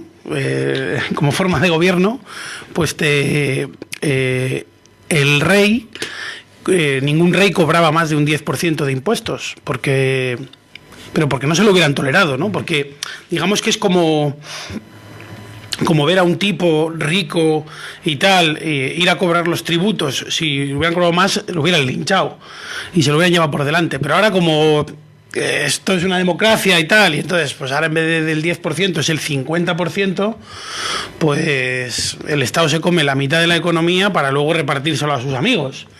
Lo que pasa que, claro, como es público, ahora es de todos y tal, pues parece que la gente lo tolera de alguna manera porque piensa que todo eso se va a ir a un gasto social necesario, cuando es mentira, ¿no? Cuando la mayor parte del dinero van a cosas que son terribles, realmente, ¿no? Entonces, bueno, yo lo que pienso es que, por ejemplo, el tema de los impuestos, ya la palabra a mí la palabra imponer, pues ya me inquieta. Pero sobre todo cuando estamos en manos de la mafia, ¿no? O sea, quiero decir que esta gente están dando de comer a los suyos. Por lo tanto, yo para empezar, cuando una persona que tiene un trabajo asalariado tiene que pagar impuestos por trabajar, es algo que a mí no me entra en la cabeza. O sea, no me entra en la cabeza, ¿no? O sea, a ti te puede tener, por ejemplo, una persona que esté trabajando en una tienda de Apple, ¿no? Vendiendo móviles. Le pueden retener en la nómina un 20% de impuestos y a la compañía, como tiene la sede en no sé qué paraíso fiscal, pues no está pagando nada en España de impuestos. Sin embargo, el trabajador que está aquí currando, sí. Por lo tanto, creo que nos deberían de dejar de robar a las personas asalariadas y meterle mano a los propietarios de los medios de producción, ¿no? Que no tenemos la culpa, joder, que encima que estamos trabajando, porque lo ideal sería no trabajar, joder. O sea, quiero decir, sí, pero si encima de trabajar vas y parte de tu sueldo se va a unos impuestos para que esos otros no paguen ni un céntimo, pues apaga y vámonos, se está llevando el doble beneficio. O sea, lo que están perdiendo por un lado, lo ganan por el otro, pero muy crecido. Yo es que creo que el tema de las pensiones es un tema que tal y como está diseñado es que está condenado al fracaso absoluto. Es decir, no es una cuestión de... Es que está diseñado de una manera que no puede ser, que no se puede sacar de las rentas del trabajo si cada vez somos más mayores, pues yo creo que no se va a poder sacar dinero de ahí. Es decir, todo el camino que tenemos que hacer, pienso, tiene que ser por decirle, oiga, mire, déjeme de robar, porque me va usted a quitar las pensiones igualmente, ¿no? Entonces, déjeme de robar y deme lo que me ha robado. Porque claro, los pensionistas ahora obviamente se quejan, porque han estado pagando toda su vida un porcentaje de su salario y tal. Y las personas jóvenes lo que deberíamos de estar es reclamando que nos dejen de sablar para supuestamente financiar algo que no vamos a disfrutar. Entonces creo que por ahí tiene que ir un poco el camino. Entonces yo soy optimista en el sentido de que, bueno, llegaremos algún día en que nos liberaremos del yugo, de que nos saqueen por todos los lados, y además a quienes saquean es a la clase trabajadora, al pequeño autónomo, al que tiene una pequeña empresa. A esas personas nos machacan, pero nos fríen a impuestos. Ahora, si eres Iberdrola, el BBV o no sé quién, pues tienes tu ingeniería fiscal y puedes hacer lo que te dé la gana, claro. Versus, Rafa, ¿quién sigue? Versus. Solamente respecto a lo que está diciendo Alex, yo daría un matiz solamente, y es que lo del tema de los cuidados es preciso. Entonces hay que sujetar de alguna manera, dado que no hay una tendencia clara que va a haber una vuelta al colectivismo, al cuidado real y reconocido dentro de las familias o dentro del sistema, pues hay que hacer una vigilancia de eso, porque evidentemente cuando se llega a determinada edad, dado que tú has doblado el lomo durante todo este tiempo, pues no estás en condiciones de sostenerte y no puedes vivir en la precariedad que se vive a partir de la jubilación o en la antesala de la jubilación. Con lo cual, desde el diseño actual, lo que es evidente es que hay que reducir la edad de jubilación para que se incorpore más gente a trabajar. Habría que discutir las condiciones laborales actuales, con lo cual es evidente que hay que derogar todo lo que son reformas laborales y hacer un replanteamiento de qué consiste el trabajo en las próximas décadas, para establecer el mecanismo de relación entre pues el empleador y el empleado. Un mecanismo completamente nuevo, eso es evidente. Y luego, pues respecto a la parte de pesimismo, pues en cuanto a las luchas, pues el sistema funciona normalmente a segundas vueltas. Es decir, a lo mejor a la primera le has pegado duro y has conseguido empujar y has conseguido retener la sangría del daño que te quieren hacer. Bueno, pues lo aparcan. Y luego hay una segunda vuelta, que a lo mejor también estás preparado, pero así, lo que se ha conseguido es que una generación, por ejemplo, como la mía, pues esté en un aborregamiento y en un conformismo terrible. ¿Por qué? Pues porque al final de la película, en cierto modo, y de forma razonable, entiendo que hay una desconexión, porque al final piensan que no se puede hacer nada. Eso es muy desactivador. Esto lo hemos hablado antes, y el tema de la conspiranoia y la desactivación del no se puede hacer nada es lo que más dañino resulta para un planteamiento de cambio revolucionario o incluso de izquierda, si existen todavía, ¿no? Yo creo que están ahí las claves. Evidentemente, pues hay poco convencidos estarán las personas que se están viendo que la gente que toma las riendas y la gente que gestiona tus impuestos pues se dedica a dilapidarlos o a ponerlos en funcionamiento en cosas que verdaderamente no repercuten al bien común ni a lo social, sino en desmantelar lo que verdaderamente es colectivo y común. Entonces ahí tenemos un punto delicado de no convicción. Todo esto amparando y apoyando todo lo que son estas movilizaciones, que a mí me parecen tremendamente justas e imprescindibles, pero sin perder todos estos matices que habría que contemplarlos también dentro de este formato, ¿no? de protesta a lo mejor, y de conseguir que, aparte de que sea constante, que se sostenga, que sea algo que perdure en el tiempo, de manera que no solo esta, sino todo lo que es la defensa de lo colectivo y lo común continúe siendo defendido con todo el empeño y sin perder energías, claro. Rafael. Vamos a ver, yo creo que mientras vamos perdiendo la guerra, esta es una batalla que a lo mejor, digo, si no ganar, sí que se puede empatar o salir con dignidad de ella. Y eso pasa primero por el reconocimiento de las pensiones como un derecho universal. pero de una forma clara e inequívoca. A partir de ahí ya se pueden combatir la famosa falacia de que las pensiones salen, de hecho están saliendo, se supone en teoría, de las rentas de trabajo. Es decir, si es un derecho universal, tienen que salir de los impuestos. Ya sé que no le gustan al compañero la palabra, pero es lo que hay. Y esos impuestos, para ello se requiere, por supuesto, una reforma fiscal en profundidad y en sentido progresivo. Ya lo sé que no se puede llegar a gran cosa con eso, pero sería un paso adelante y además se combatiría de una vez la famosa falacia de que uno percibe en función de lo que ha cotizado. Ojo, de lo que ha cotizado, no de lo que ha trabajado. Y dos, que muchas veces se recibe, eso se lo oímos a un exministro socialista no hace mucho, las pensiones se perciben mucho más de lo que se ha abonado a lo largo de la vida de trabajo. O sea, no, están vendiendo esa moto. Esto se trata del discurso dominante. Están vendiendo esa moto, o sea, y eso es lo que creo que hay que combatir. Las pensiones son fruto de toda una vida de trabajo. Claro, además, en plan, la trampa es curiosa, porque se cobra la pensión en función del tiempo trabajado y de lo cotizado. Evidentemente, claro que no hay. No solo aumenta la edad, es que ahora mismo, si antes alguien cotizaba en función de 1.500 euros al mes, vamos a poner una cifra así más o menos razonable, ahora se cotiza en función de 800 euros al mes. Evidentemente, si se saca de ahí el dinero para las pensiones, no va a haber dinero. Yo creo que la gran batalla ahora es eso, que el dinero para que las pensiones se consideren un derecho universal de una forma inequívoca, y dos, que el dinero para las pensiones salga de los impuestos y no de las rentas de trabajo. Es una pequeña batalla, pero mientras vamos perdiendo la guerra, pues por lo menos creo que vale la pena pelearla, y cualquier movilización no sobra en absoluto, al contrario. Antonio. Sí, un poquito más, ¿no? Efectivamente, lo que ha dicho Rafael, que si hubiéramos seguido con una progresión normal, no digo de hacernos ricos, pero subiendo los salarios más que los precios, o un poquito más que los precios, no al revés, porque estamos cobrando menos que en 2008, es decir, se cotizaría más, es decir, con mejores salarios y con más gente trabajando se cotizaría más. Pero es que aparte hay dos formas de generar ingresos, que es también lo que cotizan los empresarios.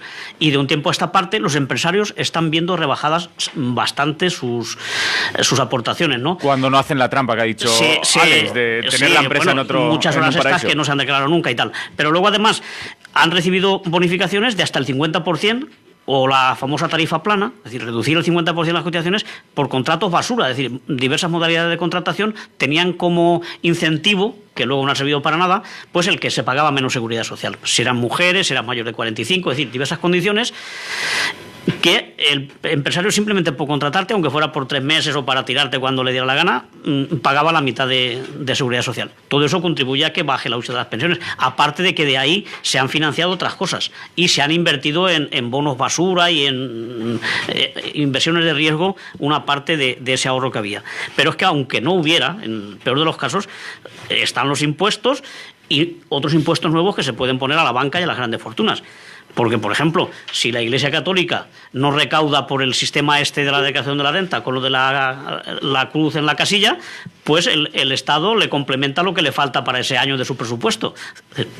Porque no se puede hacer con las personas mayores, que han trabajado mucho más que los obispos, ¿no? Perdón que te interrumpa, algo que en lo que no se mete mano y para mí me parece muy importante, que son el reflotar toda la economía sumergida que hay, que son unos índices escandalosos. Sí, eso, muchísimo, hay muchísimas posibilidades. La zona donde yo vengo, vamos, es lo habitual. Que se está pidiendo que se bloquee o se establezca claramente por ley que las pensiones se mantengan y que se actualicen. Ya la Constitución, en el artículo 50, lo dice bastante claramente, pero si hay que hacer una redacción nueva, se hace. Porque dice que tiene que garantizar recursos al llegar a su edad de jubilación después de una larga vida de trabajo, unas pensiones suficientes para todo el mundo. Y además dice que cada año se tienen que actualizar para que esas personas no pierdan pues su capacidad de vivir y de alimentarse. Es decir, ya lo pone el artículo 50, pero como parece que tienen dudas, pues evidentemente se está pidiendo que se redacte y que quede establecido por ley que no hace falta que salgamos todos los años a decir que no suba la pensión, que ya saben ellos que la tienen que subir, igual que suben los demás productos, ¿no?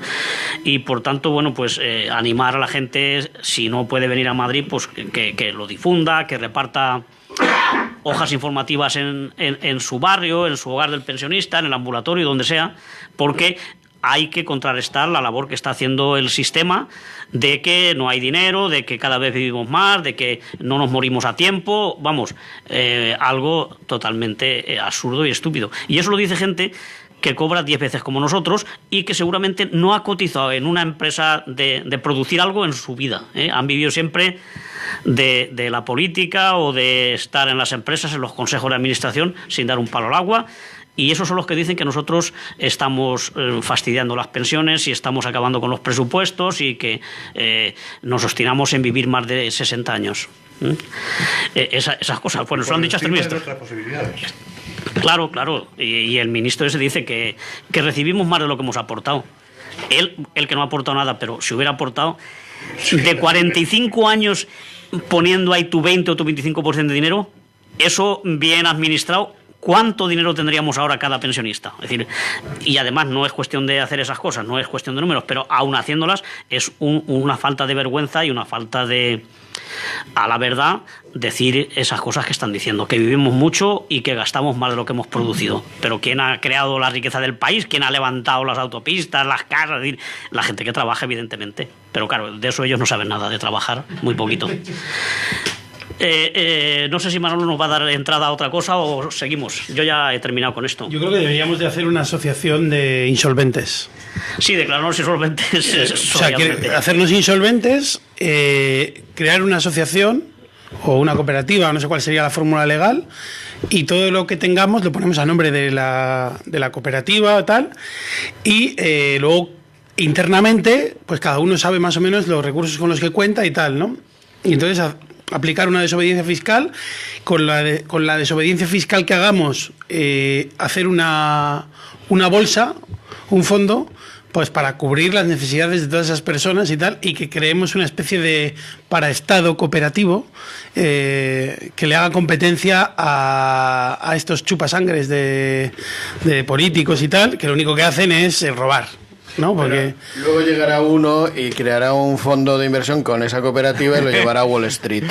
Esto es yo no sé cómo habéis llegado hasta aquí. Es un poco problemático. Porque establecemos una serie de parámetros en los cuales no se puede hacer nada sin el consenso del colectivo. Bueno, me habéis pillado despistado. No sé cómo estáis por aquí. Y nos quedan apenas 3-4 minutos que podemos alargarnos. Tenemos por aquí un tema que dice: Erdogan amenaça a la Unió Europea: si presenteu la nostra operació com una invasió, us enviarem 3,6 milions d'immigrants. Referit a la invasió de Turquía a Rojava y a... O sea que es una invasión. Claro, o sea, con eso está reconociendo: voy a invadir esta gente, pero como se os ocurre decir que estoy invadiendo, os coméis un sapo. Claro, entonces... Bueno, pues ja que ens queda això, y si teniu alguna convocatoria per ahí també per donar... Bueno, hay una relacionada justamente con esto, ¿no? Sí. Pues la empiezo y ya me callo y dejo descansar a la gente. Vamos a ver, el Erdogan va de chulería, ¿no? Y sabe que puede hacerlo, porque por mucho menos han invadido países como Libia, como Afganistán, Irak. Es decir, en cuanto le faltas el respeto o le levantas la voz a Estados Unidos o a la Unión Europea, pues van a por ti y te dimiten, ¿no? Pero este tipo, como está bien apoyado, le ha pedido permiso a Estados Unidos para poder atacar. Exactamente, Estados Unidos ha dicho: vale, pero no, que no se note mucho, hazlo bien. Pero bueno, esta gente no sabe hacerlo. La verdad es que es una masacre lo que se está haciendo. Encima es una zona donde alguna gente teníamos esperanza de que se podía construir, si no el anarquismo programático que tenemos, sí cosas donde hay autogestión, donde hay igualdad entre hombres y mujeres. Es decir, muchísimas señales que denotaban que allí se estaba construyendo algo desde la base y con la participación de la gente. Y justamente eso es lo que quieren acabar. Entonces, pues bueno, ya se está bombardeando, ya hay víctimas. Y bueno, que hemos estado siempre contra todas las guerras y contra todas las invasiones, y por tanto en este caso pues muchísimo más. y la Unión Europea ya le está dando mucho dinero a Turquía para que tenga allí estos 3,5 millones que dice que tienen. No sé dónde los tienen ni de cómo los está tratando, porque la verdad es que la situación de los campos de refugiados en las islas y dentro de Turquía pues es bastante lamentable, con epidemias, con falta de alimentos y con muchísimas calamidades, ¿no? Por tanto, se van a hacer movilizaciones, como se ha hecho otras veces contra las guerras, y ya en el caso de Valencia pues será el jueves 17 a las 7:30 en el Paseo de Rusafa, el número 11, que es donde está el consulado de la República esta, que es una república, por cierto, la República de Turquía. Pues ahí se va a ir a protestar, como digo, el jueves 17 a las 19:30. Convoca una plataforma que hay por ahí, pero bueno, por ejemplo, de CGT lo estamos difundiendo, de la Ateneo Libertad al Margen también, porque entendemos que ahí hay que estar todo el mundo y hay que denunciarlo. En Barcelona ya se ha hecho manifestación, que también parece que hubo bastante asistencia, y en Madrid en muchos sitios se va a hacer. Por mucho que digan que no nos demos por enterados y que tal, nos hemos enterado y lo vamos a denunciar. Otra cosa sería lo de Ecuador, que también habrá que hacer algo. Sí. Es decir, están en guerra con nosotros y de momento la van ganando ellos, pero hay resistencia y hay que denunciarlo y hay que apoyar y ser solidarios. Hemos dicho que le ha pedido permiso al señor Trump, pero es que ya tenía el permiso también del señor Putin. Para aquí están todos de acuerdo. Hombre, es que sí. Eso de que a Rusia y a China no se le puede criticar, hacen lo mismo. Son igual de imperialistas. No creamos que aquí van solos. ¿Sigues tú, Rafa? Sí, a mí me llama mucho la atención... esto de Turquía no es nuevo. Vamos a ver, Turquía desde la Guerra Fría se está aprovechando primero de su situación geoestratégica y luego pues de los miedos de Occidente. Durante muchos años, donde tuviera dictaduras o dictablandas, Turquía siempre tuvo el beneplácito del mundo occidental y de Estados Unidos en concreto, porque era la Guerra Fría y el comunismo amenazaba. O sea, el Erdogan de turno de entonces pues amenazaba con lo típico. O sea, o vosotros o la Unión Soviética, lo que queráis, ¿quién me da más? Y se aguantaba y además se toleraba una obsesión de Turquía, que es acabar con los kurdos. Porque eso no es de ahora, eso es de siempre. Y ahora pues Erdogan sigue utilizando, si no saca el espantajo del comunismo, pues saca el espantajo de 3,5 millones de inmigrantes. Por cierto, a los que aloja mediante suculentos emolumentos que vienen de la Unión Europea. O sea, esto no es nuevo. El cinismo de Turquía en este sentido es ya tradicional, y el dejar hacer y la hipocresía y la cagadera de Occidente también es tradicional. Claro, en esta ocasión, en esa complicidad con el exterminio del pueblo kurdo, se cruza el ISIS. Entonces hay cosas aquí bastante incontrolables que no sé por dónde van a salir. Pero es lo que hay. A Turquía se le deja hacer y se le dejará hacer mientras tenga armas para chantajear a Occidente y Occidente se deje chantajear. Y es lo que está pasando. Alex, o versus Alex. Bueno, sabemos de sobra quién es este personaje, ¿no? Erdogan, pues no es más que un criminal. Así que, pues, es que poco que decir, ¿no? Y bueno, y todos los que le rodean, ¿no? O sea, en realidad, los presidentes de diferentes países del mundo que han respaldado siempre de una manera o de otra, pues todo este tipo de invasiones, de conflictos, de atropellos. Pero bueno, ya vemos lo que ha pasado con Yemen, o lo que ha pasado con muchos países en el mundo. No hables en pasado de Yemen. No. Está pasando. Está pasando, eso es, ¿no? Pero desde hace tiempo, ¿no? Entonces, que de alguna manera es ya la tónica habitual, ¿no? Tienes también una convocatoria. Sí, bueno, el viernes de la semana que viene, 18 de octubre, en el CAF Café en Benimaclet, que está en la calle Arquitecto Arnau 16, que es al lado de la parada del tranvía de Vicent Zaragoza, pues organizó un cineforum con un documental muy interesante que se llama De la servidumbre moderna, que habla un poco de pues cómo funciona el ser humano en el mundo y bueno, nuestra relación con el trabajo, con la alimentación, con la vivienda, con todo un poco, ¿no? Y luego pues haremos un pequeño debate y bueno, mientras tomamos una cervecita o algo, y luego pues habrá un concierto también. Versus. Poco que aportar. Lo que pasa es que yo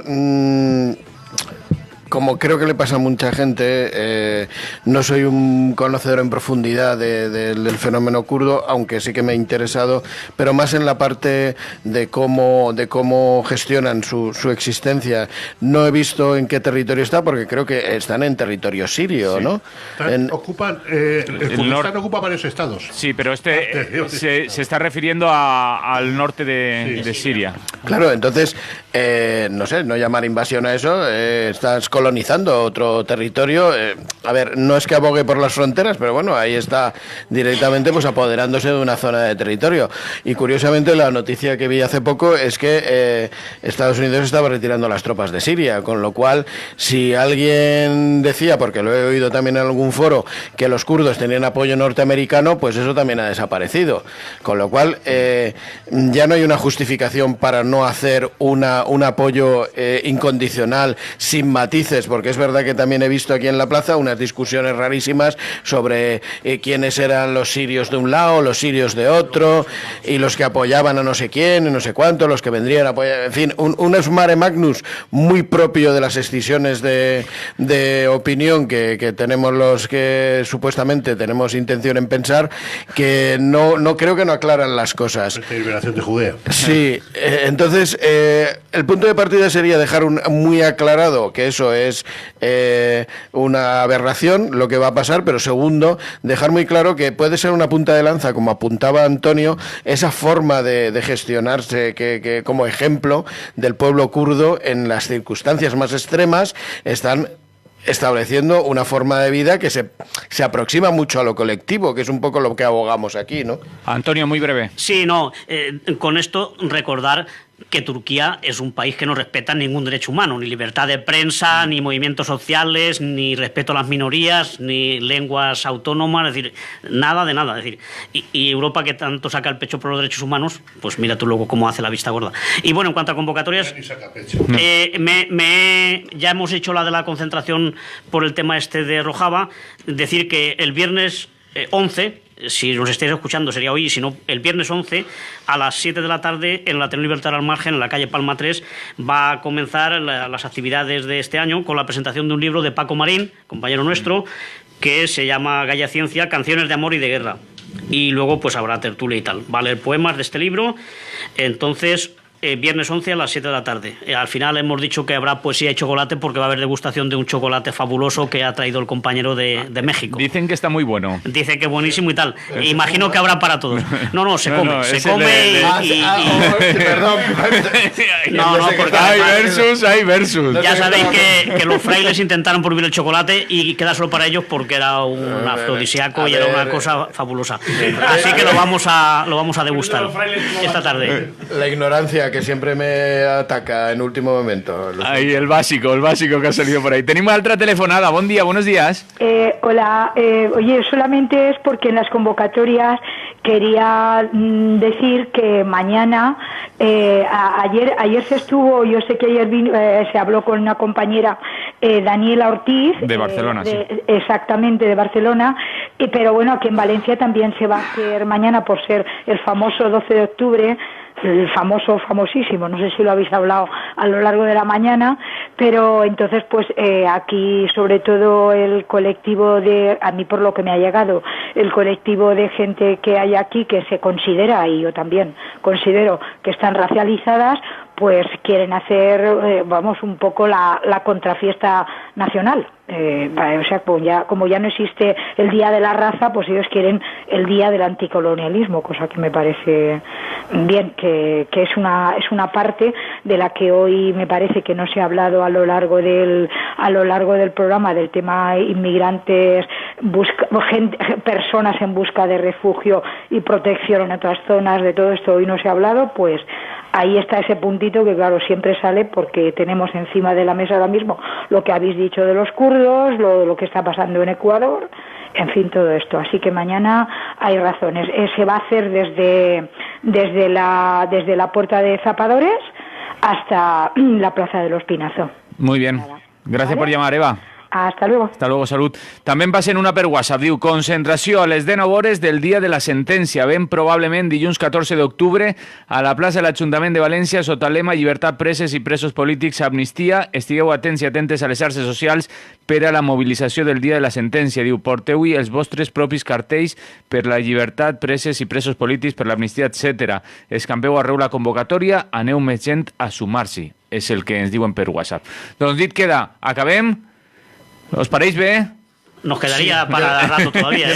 Pero habíamos dicho 4 minutos y hemos tirado 15. O sea bueno, que... una mención para los presos de Alsasu. También sí, ahí de solidarizarnos, por lo menos desde mi punto de partida, con esta gente que, vamos, es aberrante lo que están viviendo. 3 años en la cárcel porque un guardia civil en una reyerta se rompió un tobillo que sí, que está feo, que no tiene que ocurrir, pero me parece una desproporción, además que se les ha quedado en 9 años. Eso es una burrada que personas que simplemente pues han tenido una pequeña reyerta tengan que cumplir esta aberración de años como ejemplificante. O sea, esto es el modo ejemplificante de este sistema. Que se lo digan al nietísimo. Exactamente, iba a decir eso. Digo, claro, a los guardias civiles pues no está bien pegarles, pero claro, si eres de la casta, le puedes pegar y atropellarlos con el coche y lo que quieras. Y encañonar. Y no pasa nada, ¿eh?